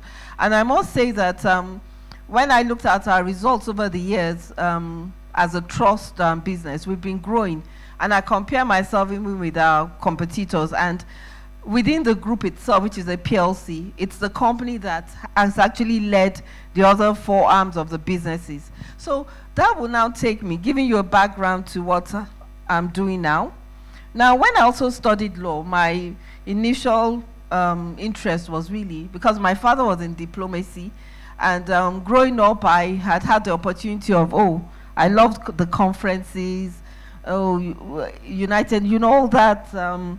There's just something about it that it's prestigious. And I didn't really feel I wanted to practice law. But then I found out the stark reality was by the time I finished, and the entire industry was going through some transformation then. They were moving to Abuja. There were so many other issues. I didn't want to be part of that. So I had to find out another niche. So my colleagues used to tease me and say, oh, your initial dream was United Nations. But no problem, you ended up in United Bank for Africa. So you still have United somewhere along the line. So going down, you know, even as a business, we are currently being, like every other aspect in this world of ours, we are being disrupted, even the legal profession, let's be frank. And I wanted to take us through that to give you another perspective. And you look and say that over the years, what has happened? What businesses have been disrupted? You find out, we thought that they were the blue-collar jobs. This happened centuries ago, and you had the Industrial Revolution. Now we have IT revolution. We have the technology, and that is disrupting businesses. Even the medical business is being disrupted. You can Google and say, oh, I have a headache, oh, it will give you, you just Google your symptoms, you will get an idea, oh, this is what is wrong with me. Or you go to the pharmacy, it tells you this, you Google and say, oh, you get your answer. So everything is at your fingertip. You can, if you know where to look at. Not like, so sometimes you don't really now feel that you have to go to the hospital to get someone diagnose you. Though of course it's dangerous because you should go for the test and really find out. But you find out that even as a date now, the first robotic surgeon, she's a Ghanaian, and she's in America. She's a female Ghanaian, and they've started conducting operations now with robots. So basically, you find out that the artificial intelligence is taking over what humans used to do. And when you wonder, it happened with the jobs we felt were mundane, okay, post offices, even taxis, you have the Ubers and the like, IT came in. You don't need elevator operators. Secretaries are no longer relevant. When I joined the bank years ago, you do a letter, you write it out, give the secretary. She types, you correct. Minutes, you write it out. It was laborious, but that was the only thing we knew. When I got my first computer, you know, because we weren't used to that in the early 90s. It was a very big, monstrous system. It started on its own side. We had layers, we had disk and all that. You come, you sit there. But, you know, we gradually started phasing out the assistant of office assistant, secretaries left. And nowadays, you just carry this. You even have it smaller, you have your iPad. You even have it smaller, you have your Palm, you have your Blackberries, you have your iPhones and all that. So you read information. You don't need to carry stuff. Then even as per IT, I recall that years ago, for me to get online, I would have to go into the office, log in, even weekends. But now, when we now were able to get, anywhere I am, once I'm online, I'm able to log into my work at my office work, and I could even be online. Even as I'm here now, I'm logging in and I'm being able to respond to mails. So, you know, it kind of made life easy. So that's where we're getting to. You find out that librarians, when we were studying, you have to go into the library. In school in those days, we had the Ezekiel Oluwasomi library. You go there, you feel important, you look through the books. But now I'm sure you can online, the cases are online. You Google, you see them, and then even we have various law solutions. They've already provided and summarized those cases. Years ago, it started with the Ghanify Me book. He had that, and then I recall along with Boshere, that's where he had. And I recall that he also in the early 80s, Deji Shasek Bostan of blessed memory, he too started that. And I recall they were summarizing. But nowadays, I believe you can just buy certain applications and you see that. I'm not even sure that you need, in those that you will go to the court with all these heavy volumes. It has all been made easier. So you're not wondering that, okay, the law profession itself, how relevant would we be in 10, 5, 15, 20 years' time? And when you look and they say, okay, various jobs will become extinct, we hope it won't be low. But then you also look and in other climes, these are conversations that they've been having. And according to them, they believe that technology is trying to take over the tradition and labor-heavy, intense job of lawyers. Because prior to this, especially when you look at in America, they have cases, they will recruit interns, they will look through the cases and help them identify suitable. I'm sure we look at some of these films and you see, they have a team of law graduates or and they're all looking. But nowadays, they have certain applications whereby they can get all this information faster. And we also understand that because of the computer itself or the artificial intelligence would not need sleep, would not need food, will not leave holidays. So it's been dependent more on for certain jobs that we used to do as humans. So gradually, they're trying to scrap out that human intervention in various jobs, including also legal. That might not affect us yet in our climb, but we have to also be conscious that it's moving. And we can also see the slight impact even in some of the things we're doing. But then another school of thought has said that, well, it could also help. It could make our jobs faster. Yes, it could make it faster in the short term. But in the long run, what would happen? But then we also know that it's believed that, well, lawyers, eventually they might still require that human intervention for certain aspects. But then there could be the routine aspects whereby they might believe that, okay, I just want to know what's my basic solution to this problem or that. And then you could find out that that human interface would be gradually made away with.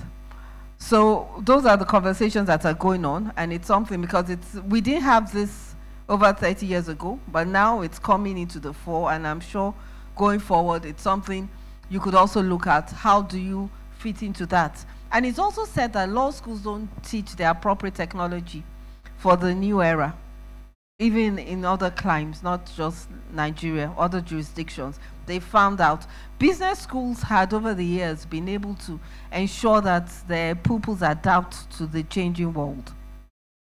But the law has always been a bit resistant, maybe because of the traditions and just actually how it works and what drives it. So basically, lawyers are being told that the people skills they'll need for the next generation is more than what it used to be. And even their customer service, a lot more is going to be expected from us. We know that even nowadays we have all these, like you also mentioned earlier, you have these alternative dispute resolutions, and they're trying to, that's when it comes to litigation. But even when it comes to reading of what typically humans would do when you have to read volumes and you have to read documents and correct, they found out that when you test the machine, yes, the machine might make a few errors, but with time, the machine tends to get better. And I think we've also noticed when they're playing chess, the human, and, somehow the machine adapts and it corrects itself from it. Once you've corrected it, it stores it in and it gets it. So it's becoming quicker. And they've noticed and they run those tests that when a document is being corrected, the human intervention will take longer for you to notice, because basically there's a limit to how quickly a human could read with all the experience. But a machine, you know how it's being run and how it's being coded to actually solve those problems. So basically we have to see how do we fit into this VUCA world, irrespective of whatever we want to do. Because basically, even as lawyers, or whatever enterprise you want to fit in, what is the job that needs to be done? What solution do you need to resolve? Now, I'm sure you've heard of VUCA. Have you heard of VUCA? Yes or no? No. Okay. Now, VUCA really, it's being used more in the business world, but it applies to us all. And it was actually coined by the US military very recently. That was in the 90s. And it actually just describes that our world is changing at such a rate that you can't determine. Every day you look the news, what's happening again, even the global warming, solutions we felt could have worked maybe last year might not be applicable this year. So everybody is trying to, even politically, we're trying to find our feet all over the place. So it simply expresses the fact that the rate of change is outpacing our ability to adapt. So that should really give us all a concern for how would we fit, how would our careers fit, businesses, our industries, how would they not be disrupted faster than how we can adapt? So therefore, I would go through it's an accolade, and even Nigeria, we haven't been left out. We can see it all, even around us. Taxi drivers, I'm sure they're crying now because we felt that Uber won't come. Uber has come, and I think there's also a couple of other substitutes. I'm sure you know their names, and people just look on their phones and they get that. So everything, we're being threatened. The way of life is being threatened. Even the shopping malls, are they really necessary? Online, even banks. Before, you used to judge the strength of the banking. How many branches do you have? Your branch strength. When last did you go into the bank? When last did I go into a bank? Once I have my ATM and I can withdraw, I don't need to go there. And when my card expires, I get that email or text message, and I go and I retrieve it. I don't need to have to go into a bank. Even when I have to fill forms, most applications are online. You can fill online.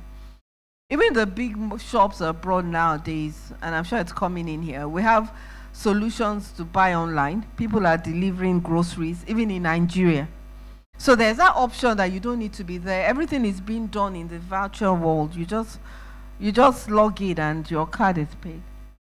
So basically, the VUCA stands for the volatility, uncertainty, complex and ambiguous situation we find ourselves in. So it's a conversation that is still being had, and we'll continue to ensure that we become relevant, which means that you have to learn the technology skills. And I'm sure you all do that. But most important, the technology skills is not just skills whereby it's Instagram or Facebook. I'm not talking about that. You have to find skills that would help you get across to your clients faster and quicker, and also solve their solutions. I know that that's the challenge we have nowadays. Who is earning the most money? You find that it's the IT guys. It's the guys that are just thinking out solutions. How do they solve this problem? What needs to be done? Sometimes it could be, you could think and say, well, these guys, some are dropouts and all, but that's the reality. And that's where the new millennials are going. They want things done. And it's just that everything should be done, snap, now. Nobody wants to wait anymore. So like they mentioned earlier, when the microwave age, it must be quick. But really, it might not really be the best solution. You still need that interface. But you find out that you have that gradual acceptance of this mode of doing business. So if you don't adapt quickly, you would be left behind. And I also wanted to take us that, well, the good news really is that for most lawyers, we still have to ensure, once we have the good customer service, we still know that there will be certain clients that will need that interface. There are certain solutions that still need that human intervention. But what it implies is that we have to be good at it. What it implies is that we have to be prompt, and we have to continue to study and be above and know what our game is all about. So whatever you want to do, like we had been told, we have to ensure we do not deceive our clients or lead them down the wrong path. You give them the right advice, they'll respect you for it, and they'll come back because you've created that trust.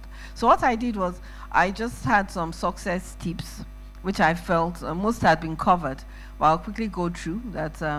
You have to be hardworking, you have to be professional, ensure you don't breach any professional conduct. You must always be willing to learn, acquire new knowledge, revalidate your old knowledge all the time. I'm also still learning.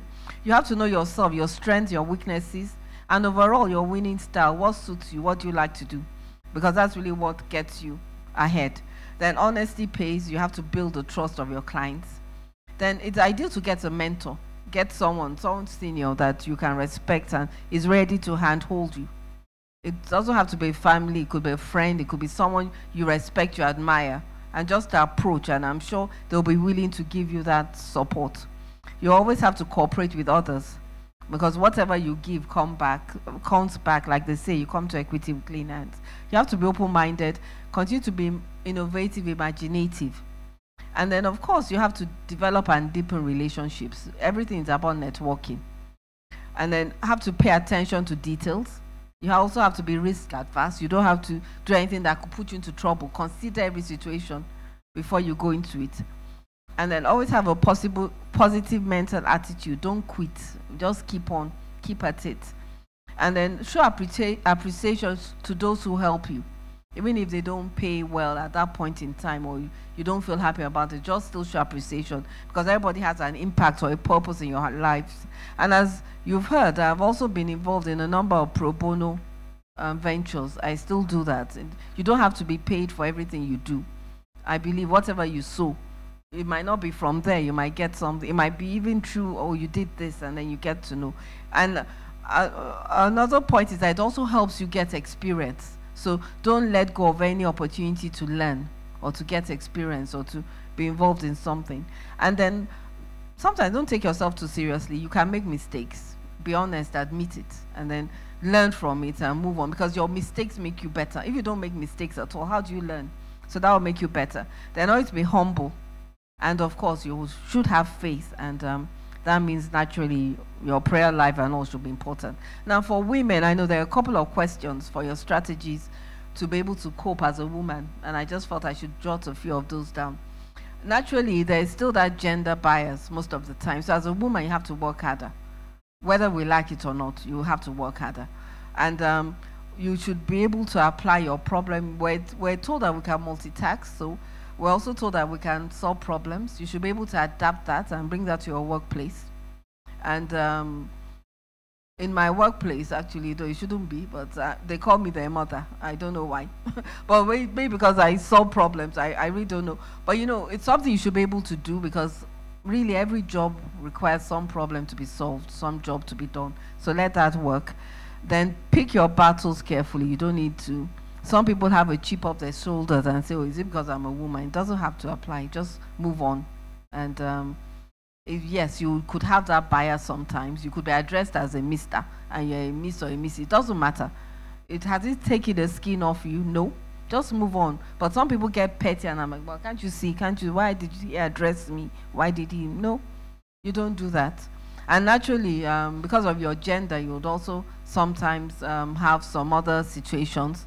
Like I said, it's good to always be prayerful, and it's good to always be focused, and it's good to know your job, because basically it's your brain that matters.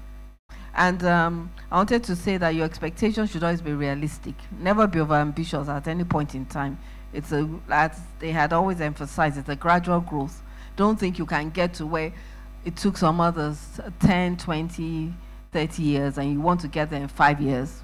There's really no shortcut to success. And then you should always seek feedback from your superiors. That makes you get better, like Milord had mentioned. It makes you better. We don't learn overnight. We always polish our skills and become better. And to be able to write better, communication. People even still go to learn. You could read that online. Everything is now available. You read how do you write well. You have to write well. You have to, your diction, speak well. Your diction, your tense, you have to know. Because you know, when we were learning English, I know for some of us, it's not really our mother tongue. But you know, brighter grammar helped. I don't know, and I don't see brighter grammar anymore. But maybe it's good to buy and read through brighter grammar, because you find out, I used to mark law school scripts until I got very busy, and I also used to mark ICANN. I can tell you, I could appreciate ICANN and say, well, they're accountants, figures, they're law scripts. But for law school students, I have to admit, sometimes the grammar would not make sense. And I'm like, is it that, and law is basically an English basic subject. How can you not know how to write? How can you not understand what is past and present tense?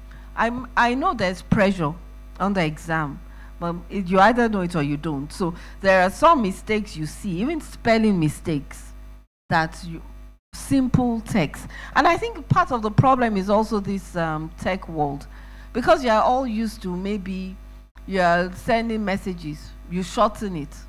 So you believe that when you also write law school's exams, or even you are writing letters, you think those short text or short means would be appropriate. That is not business grammar. There's a certain means or measure of writing business letters, writing law, legal documents. Even the legal draftsman, you have to read and really know how to master it. So, because if you write and think, oh, I know it, you might know it, but if your English isn't right, your spelling is wrong. And a lecturer or the marker has to mark how many scripts. He won't have time. And then most important, your handwriting too is important. If your handwriting is not legible, how would he know what you wanted to write? And in addition to that, I'm sure there's some compulsory questions, right? So what's the point in you know you have to write a compulsory question. You ignore that. You don't read instructions. You write or pick whichever question. I know you might know a topic more than the lecturer. And you believe, oh yes, because I know this topic, you waste all the time on that question. You are meant to answer, e.g., 5 questions with sub-parts. You answer 4, and you collect extra booklets. Now, those 4, every point, you cannot get more than the marks. Every point has been assigned marks. So even if you now write booklets, an entire booklet on one question, you won't get more than the marks for that question. And you forfeited the opportunity to have written for the others. So my advice is always to make sure you read all the questions carefully, answer all the parts, and then answer as briefly as possible, except you have time, and except you've covered all. And make sure you cover all and then read back again, and be sure that you wrote what you wanted to write, and then also put your number. Make sure your number is legible. Not assume that when I finish, I'll put my number and then you forget. They won't, who would they come and say who didn't write number? They don't even have the time. It will be tossed away. So